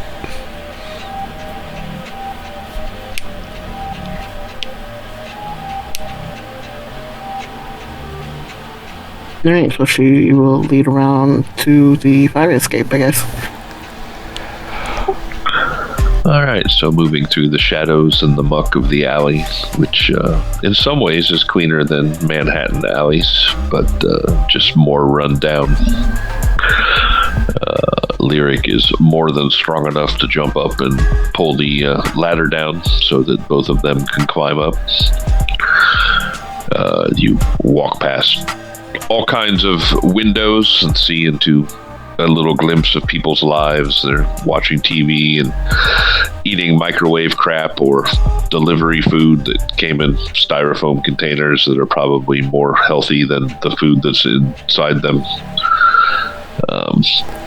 No one seems to pay you much mind, as if they're too absorbed in the glow of comforting screens, be they phones, iPads, laptops, televisions, what have you. You are easily able to make yourself or your way up to the floor that would be where the room or the address that you are looking for is. Do you want to go lower or higher than that? That's the floor? Well, the apartment would not encompass the whole floor, but, the address for the apartment itself would be the floor number and then a unit number, which is denoted by a letter. So you wouldn't be sure exactly which apartment you're looking into from the fire escape, but you would know that there's also a window to get into the floor proper as you walk down the railing. Yeah, hey Rick, are we going above it, or are we going to just enter here and make our apologies?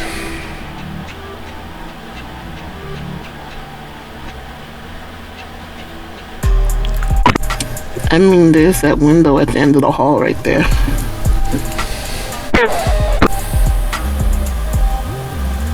Could go in there.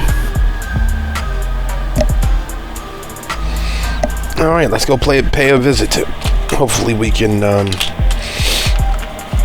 figure it out from there. They'll climb in through the window at the end of the hall. The window is not locked because it is high enough off the ground that no one's really thinking about that, even though they should be. You're able to lift it up and crawl inside. You hear the sounds of televisions And the hallway itself is lit. One of the bulbs is kind of flickering. This building is not very well upkept. There are a total of 4 units on this floor as you move down the hallway.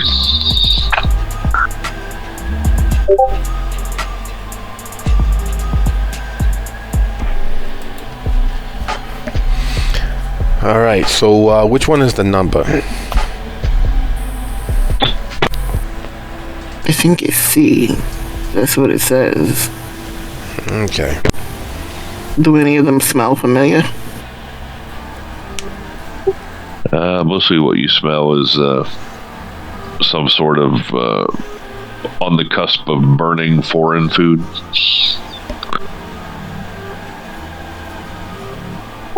We'll say it's Indian food.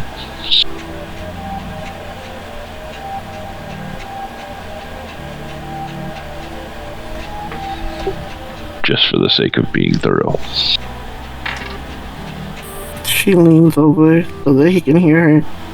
They said caramelized the onions, not charbroil. You say charbroil. I think they were just purposely trying to do a fusion. What they think blackened as it is to what they're trying to make. They're trying to make blackened vindaloo. What the hell?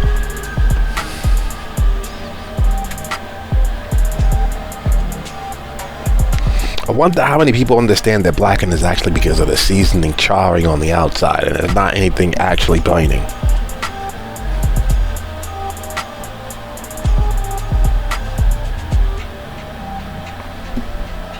So, But assume not too many, and then they get to the door. ain't really no point in going in quiet. We can try, but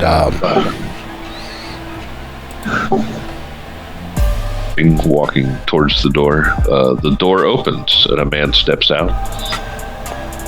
familiar gentleman, It is a familiar gentleman. tackle him. All right. As you see him, he sees you, and he attempts to go back in his apartment and slam the door. If you would like to roll your strength and athletics for the tackle. Absolutely not. I'd like to roll Rick's strength and athletics for the tackle. That is fair, but not applicable. And he will roll we'll go with wits and dodge, because it's more about the quick thinking than the being nimble for him. So go ahead and make your roll. It'll be an opposed roll here. He's just a regular old mortal. He doesn't have a whole lot of dice. Of course, from your action, you may not either. Not at all. Not at all.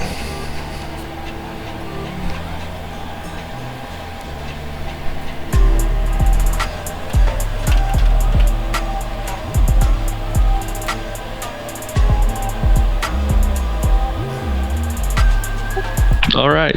We both have 2 successes, but the aggressor wins ties in my world. So you just barely managed to catch him as he tries to throw the door behind him.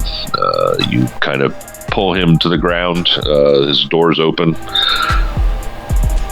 He is making noise, more of surprise, kind of a gibberish thing. He isn't sure what to say. He tries to push you off of him, but he's not terribly strong, and you have all the leverage. Hey, buddy, calm down. If you continue to ruin my clothes, I'm going to get upset, and you'll pin to the ground. Have you seen what happens if you gently shake someone so that their head bounces off of the floor beneath them? It is absolutely horrible. I don't want to do that, but I will. I don't have any cashiers. I got the TV and the computer. Just take that. Hey. We didn't mention cash. I just want you to be calm. We're going to get up. We're going to have a conversation. And then we're going to go about our way, okay? Be easy. Hey, Rick, I believe this is more your area of expertise. You want to help me get our friend back inside his apartment? You will basically scruff him like a puppy and hit the nerves in his neck so that he goes as limp as possible. He is a guy who may have been athletic in high school, but that was a good while ago and a lot of microwave burritos ago. So he's he kind of gives the cursory obligatory resistance at first, and then he just kind of goes along with it. There's two of you, and at least one of you is way stronger than him, and the other one got the drop on him. So he's kind of in this situation, but his eyes are darting around looking for an easy escape, but he realizes that fighting is not going to be it.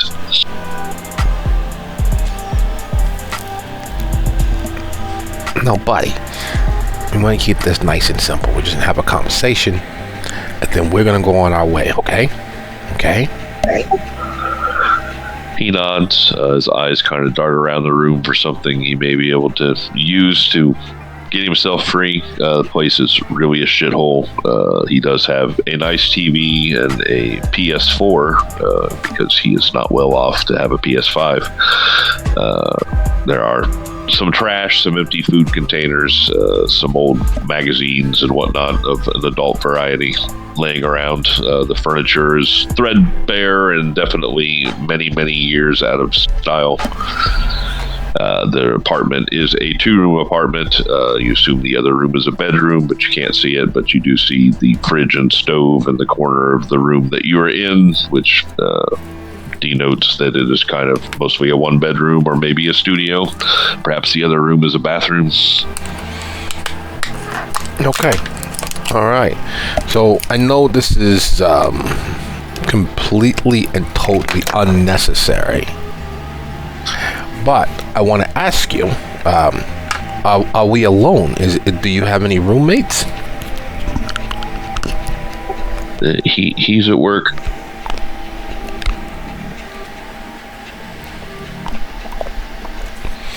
Okay, we can work with this. There's no reason to ruin his existence and make things difficult for your roommate. We just have a couple of questions. Well, whatever you want, man.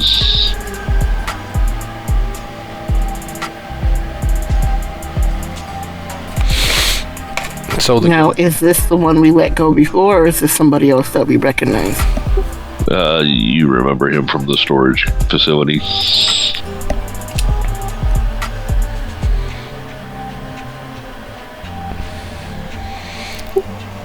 He's got that same mousy quality and the weaselly little eyes and the bad little mustache. So, buddy, and I mean this from, as most heartfelt as possible. I want to make sure that we're on the same page here. And we just have a couple of questions. We want to ascertain a little bit of information. Will you help us so that all we have to do is leave? It's okay if you don't want to, and it's okay if you're not going to, but we need to know this going into it so we can determine the correct amount of force to use to get what we want. He kind of holds his hands up defensively and says, just whatever you want, just take it. So you're going to help us. Is that a yes? Is that a no? I just want to know. Like, I don't really care. I would prefer to make this as easy as possible, but we've got another 2 hours before the train stops running, so we could fill that time here doing unspeakable things to you, or we can spend that with an ice cream shop down the street. How are they, by the way?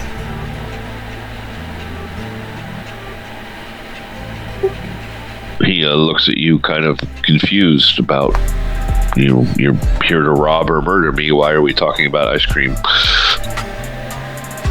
Is it any good? Have you gone? Not really. Ice cream. What do you guys want from me? Oh, it's easy. A few answers, and I think that'd be mostly actually all we actually want. Other things may come up depending on how dishonest you are with us, like how many questions you avoid. So, the ice cream shop, is it good? I've never had it. What? Is Lyric still holding on to him? she's got a hold on his shoulder now, and one of his arms, the door is shut. She definitely made sure to shut the door behind him. She might have a little more movement, but she's mostly got him clamped within reach. Alright, so he is trying to back away, but he's not trying to do so in a way that might get him more grabbed. So as he can inch backwards, he does, but he's not like bolting or anything like that. So, what are you, lactose intolerant? Just, I'm broke, man. But you got PS4. I mean, that's my roommate's. No. So you wouldn't care if I throw it out the window. I mean, I would care, but I can't stop you. Fair enough. Fair enough.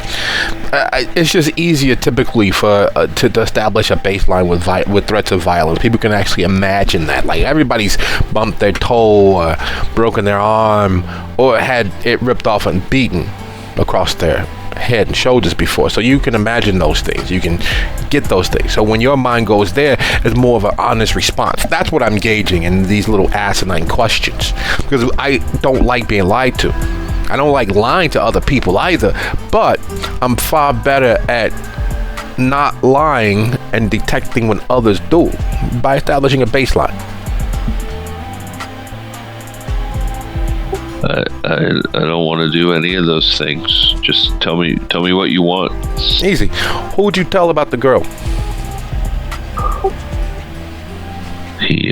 His face drops a little bit as he finally places exactly where he knows you guys from. Being held, he can't do much about it. You punch him in the nose, some blood comes out. You're not terribly strong, or no, it's not supposed to be strong. It's just a snap punch. It causes the eyes to water, and it reminds you that there's more pain on the way. It's one of those things like when you put something on your tongue, you automatically know how it feels without ever having done it before. So reminding someone of what pain actually feels like and keeping it from being just an imaginary thing usually puts them in a position to be more malleable to answer. Torture doesn't work, but the threat of violence typically does. Well, Finn is not much of a fighter, as we know.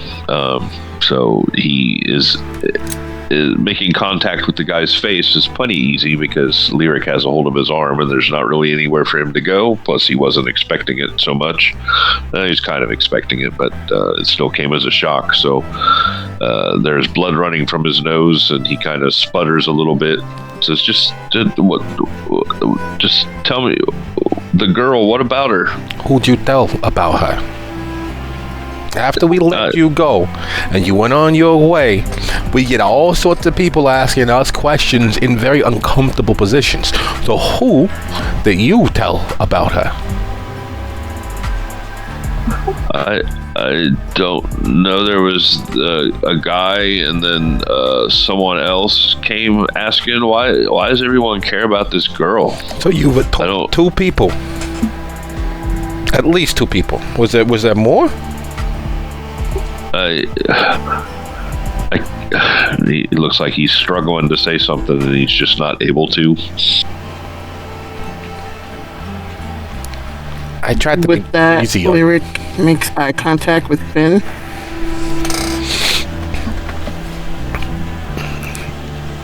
It seems like he's a little tongue-tied, if you get my drift. Yeah, but I don't think it's time to throw him out the window yet. You don't have to throw me out the window, man. Oh, yeah, we don't, but remember, I made you a promise. And I always keep my promises. She gets very close to his neck and snaps her teeth, but does not take a bite of him. He attempts to get away from you. You are stronger than he is. Taking half will still beat his ability to get away, but he definitely does try to bolt.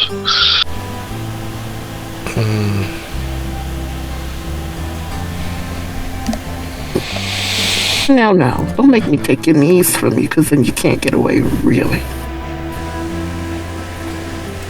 What we're trying to establish here is, if you remember the promise I made you, that if you opened your mouth to anybody else, that your life was forfeit, right? But yet and still, you told 2 people, 2? More? I remember the 2. So there were more than 2, but you only remember the 2, is what you're saying. I can't. That's an impossibility. You can't do 2 things at once, which means all contractions don't actually make sense. So you just won't. Which again is another contraction, which means we've already broken past the impossible. So you can. And we prefer it if you do. That way it'll soften our feelings towards you, so that we don't have to follow through with exactly the letter of the agreement. We can follow through with the spirit of it. We can hurt you and let you get to a hospital again, which is far easier for you than other things that might have to happen.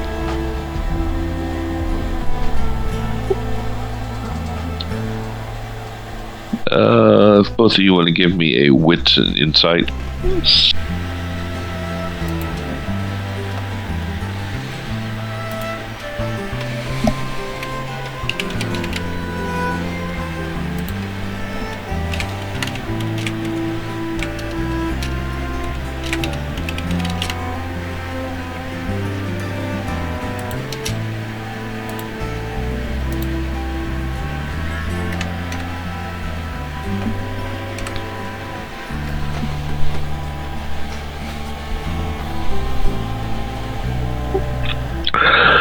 Alright, so both of you have the same amount of successes there, so you will both be able to tell that he is scared, he is trying to cooperate, he is focusing really hard on something internal.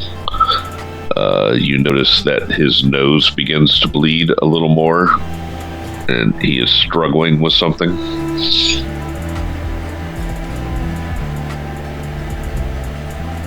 Ah, shit. But you know he's definitely a rat. He's willing to turn over and tell you anything that he can to save himself. Yeah, which means he's already done it. And someone left him an out. They left a little surprise for him if he was attempting to rat out what he ratted out about.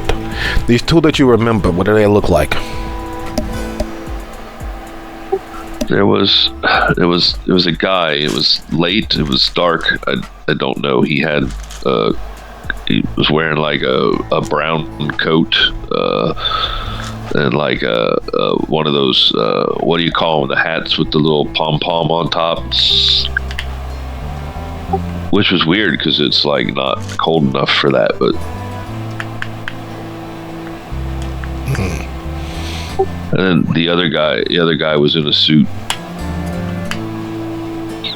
like real high rent sort of guy. I don't know why he was down here. I mean, even like stood out more than you guys do.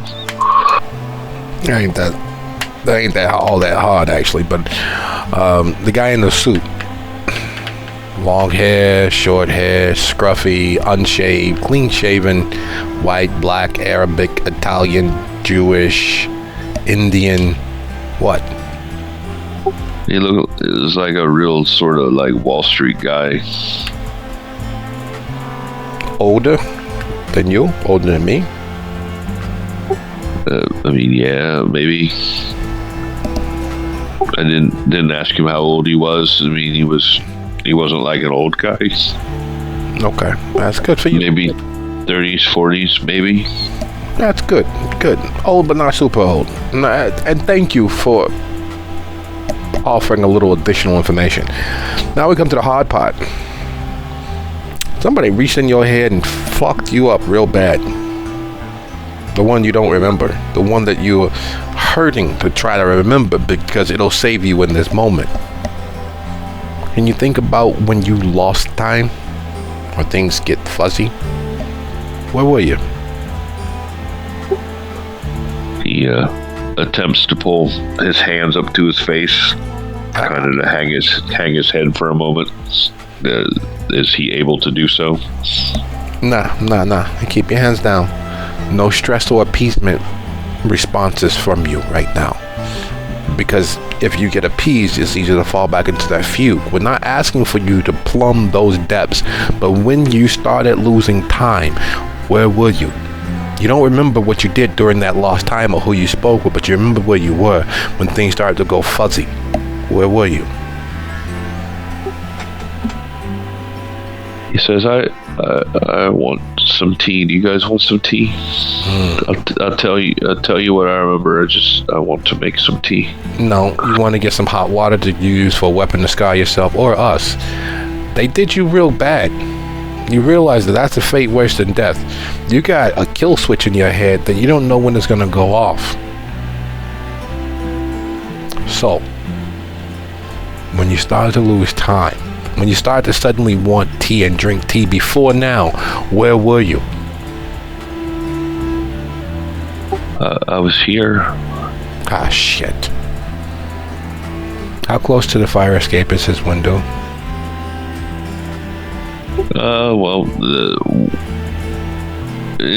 Like maybe be like a 5-foot jump. Shit. Moving towards his window, is it locked from the inside? Yeah. Okay. That helps a little bit, but not enough. That means that they still could have got in and just had him unlock it, especially if they've already mind screwed him. Fuck. Go to check the other bedroom.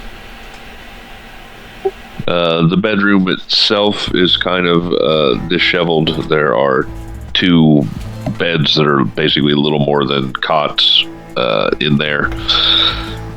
There's clothes strewn about the floor in various states of queen and unqueen. There's an attached little bathroom at the end. There are no windows in the bedroom.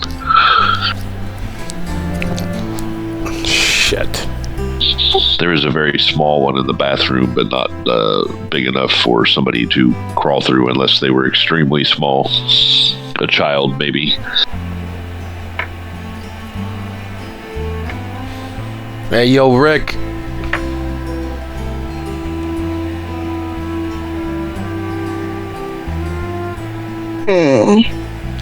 What sort of individual would need a lightless bedroom that they share with their, and make air quotes, roommate?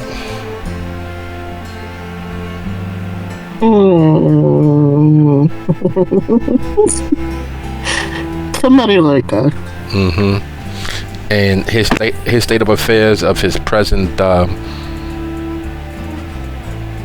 fuckery. What do you think about that?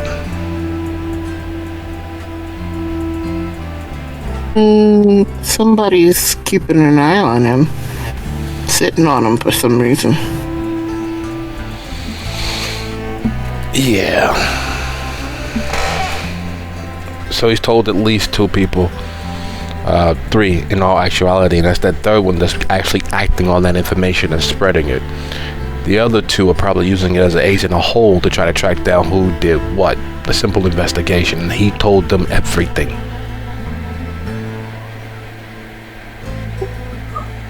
As you're talking, he attempts to move into the kitchenette thing. Lyric has locked her legs around his ankle and is still holding his wrist, keeping him near the little couch seat that she's sitting on. Okay. Well, he is attempting to, but he is not able to go anywhere because you are restraining him for the most part, for all intents and purposes. The armor. So we gotta decide what we're gonna do. Because if we get rid of this problem, then whoever made him this way is probably gonna come looking for us. But they're gonna probably come looking for us either way. So, what do we do in this situation? Oh, that's the funny thing. We're not gonna do all that much, actually. I'll take care of it.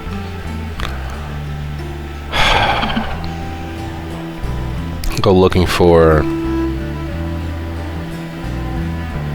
garbage bags.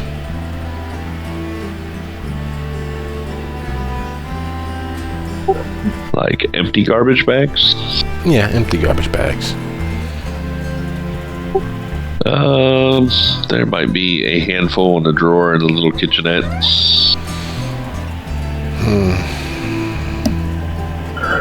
They seem like the sort that kind of put everything in the little styrofoam or the plastic bags that their scant groceries and food deliveries come in and throw them away that way.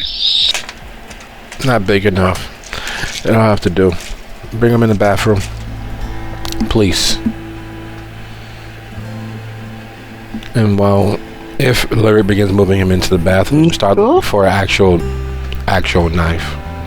Oh, one of his knives.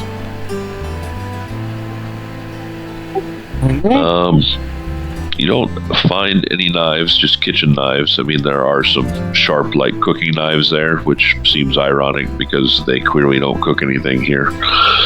The stove is a little better than a series of hot plates. If you look around the bedroom, there is a rickety old nightstand next to one of the cots, and there is a snub-nosed revolver in it.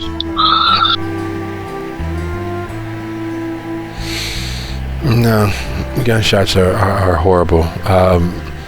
Plastic knives? Being they don't have any actual cooking knives? There are plenty of plastic silverware from food deliveries, the little cellophane packages with, a little packet of salt and pepper and a folded up napkin that's about worthless. And you said they did actually have one or two basic kitchen knives, right? Yes, like they have like a bread knife and like whatever the big knife you see in all the slasher films are. Oh, chef's knives? Okay. That'll work. I'm sure it's not quite as sharp as it needs to be, but it doesn't have to be for this. No, these are definitely thrift store variety cutlery.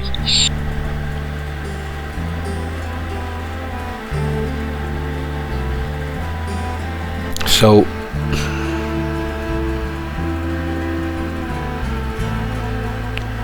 Rick, can you get him in the bathtub for me?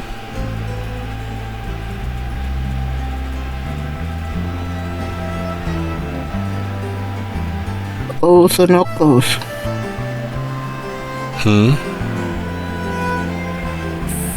Clothes on or clothes off? Clothes on. He's a slacker guy, a modern guy. He wouldn't get undressed and get in fuzzy socks for this. His life is depressing this whole entire time of it. Okay. He might turn the water on to make it easier because he's read that that's what it does. Like if you turn on the hot water, makes the capillary swell, makes it faster. It's something that he could have easily heard or seen somewhere.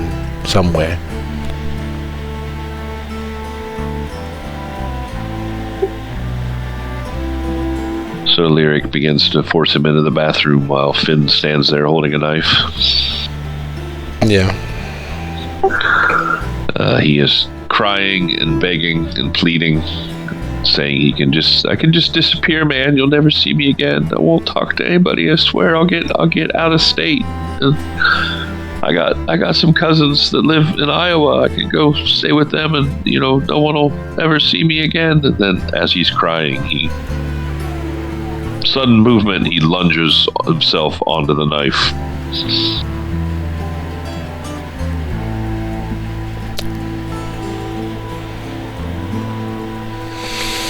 I'm not sure that Rick's going to let that happen. Finn is definitely going to try to keep that from happening.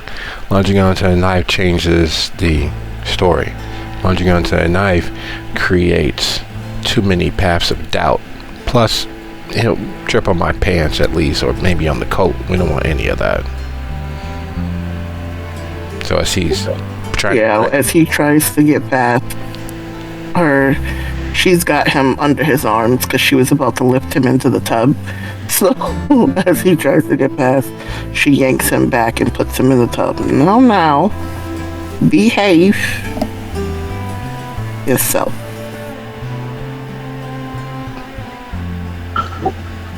All right, so he screams out in frustration and rage.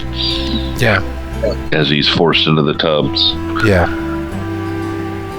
Look, buddy. You hear someone down the hall open their door and yell, "Shut the fuck up!" Look, buddy. Here's the end of the line.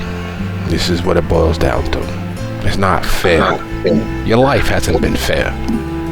And he starts screaming at the top of his lungs for help. You don't get it. In your neighborhood, they're just gonna. He covers his mouth. They're just gonna pound on the door, and you getting worked up is not gonna make this as any more enjoyable or any less enjoyable than what it is. You were given a trust. You were trusted. You betrayed that trust. We gave you an opportunity as an outsider to hold something preternaturally over our heads forever. And that was fair trade for your pain, for the wrong that you'd already done to another living entity. And while it's not fair that they fucked you the way that they did, you could have left. You could have disappeared. Yeah, it would have been less than where you are now, but you would have had a better opportunity, which is what we gave you. It's what we trusted you with, a chance that you would take care of yourself and escape all of the bullshit that you've been dealing with thus far. And instead of doing better for yourself and doing right by us, you stuck around because it was more comfortable to lay here in this squalid squalor than take a chance on yourself, than to invest in the trust that we gave you. You brought this on yourself. Now what I am preparing to do is to make it easy on you, just like you like it. You're gonna lay here, you're gonna get a little wet, and you're gonna drift off. You're gonna start with your extremities getting a little cooler. And as you work yourself up, realizing what's happening, your heart's gonna beat faster, which is gonna cause your blood to leak out faster. And somewhere along that way, you'll start to have dreams, flickering lights and images behind your eyes.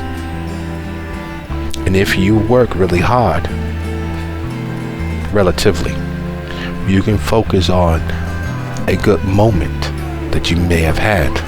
You can stay in that moment and just go to sleep. Otherwise, and here's the part that sucks, if we have to engage in actually forcefully doing this, it will not be good for you, because now we need to make it messy and so confusingly obvious that every person that finds you wonders exactly what happened without ever being able to pinpoint what. So at the end of the day, at the end of the night, at the end of this, you got a choice as to how this goes down. You want easy or the other way. Just nod your head if you want easy.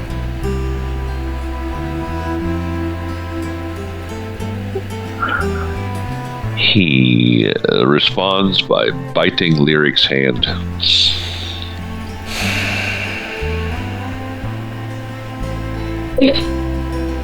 That fucking hurt. Don't do that shit again. And she cuffs him in the ear and then looks at Finn. We don't have long, hun. Let's do this. He wants a hard. He doesn't want it easy. No. He wants it hard. No, he doesn't. I'm sorry, bro. And one long slash from elbow to wrist on his left arm, deep enough to draw blood, deep enough that you can feel the bite of the extraordinarily thin and jagged edge of this chef's knife bite into the bone there in the forearm.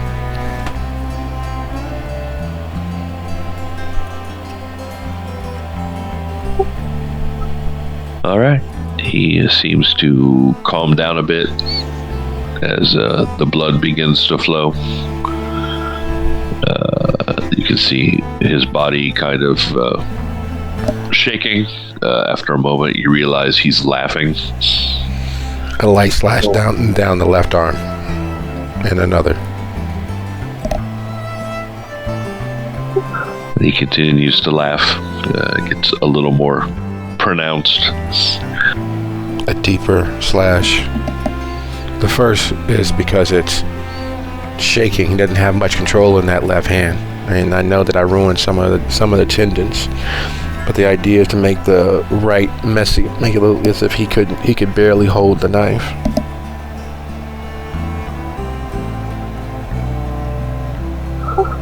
He leans his head back, continues to laugh. You can actually hear the laughter around Lyric's hand now.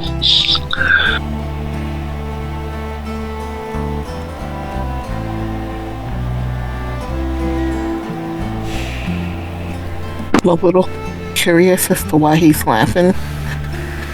But, start the water so we can get the fuck out of here.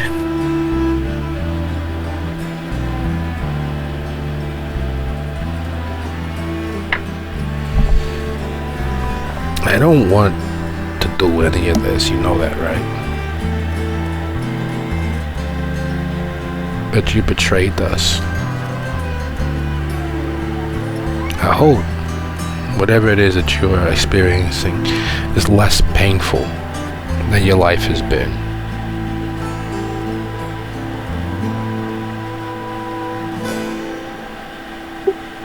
The red begins to mingle with the water, turning everything pink, slightly getting darker as it goes, as the water begins to fill the tub, to try to meet the blood that is filling the tub. He continues to laugh. If Lyric removes her hand, is she going to do that? Yeah, her hand stings because of the bite, but she removes her hand because she's getting ready to leave.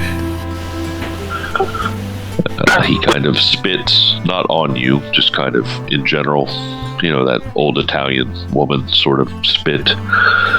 And he continues to laugh at both of you.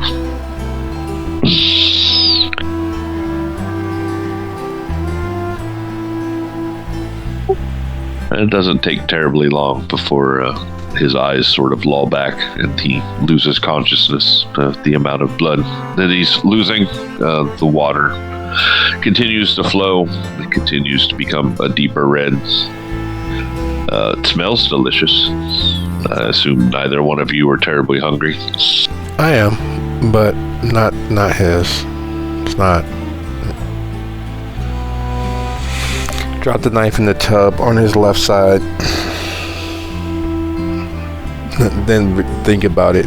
Move his left arm more into his crotch. Drop the knife between his legs.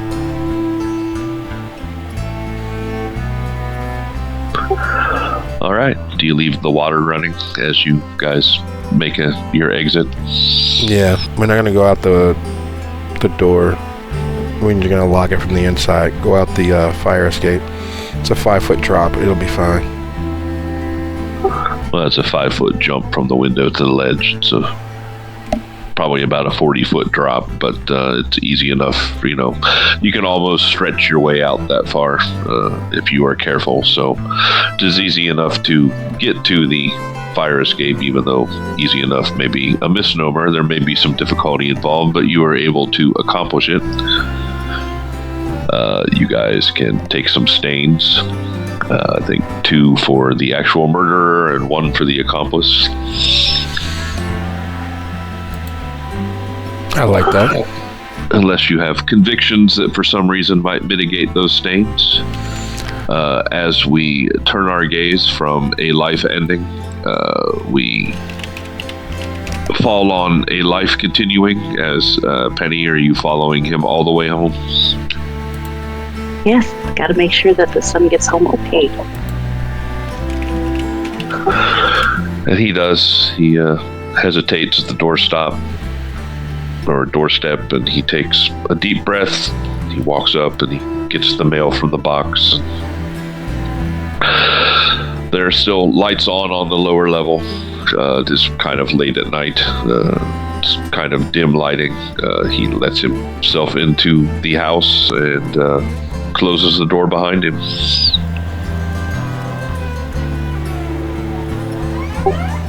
And with that, our camera fades to black, and we will call that another episode in the can. So I thank you all for playing. I hope you enjoyed yourselves and had a good time. And we will see you next time on All of Us Sinners. Hoorah. Good night.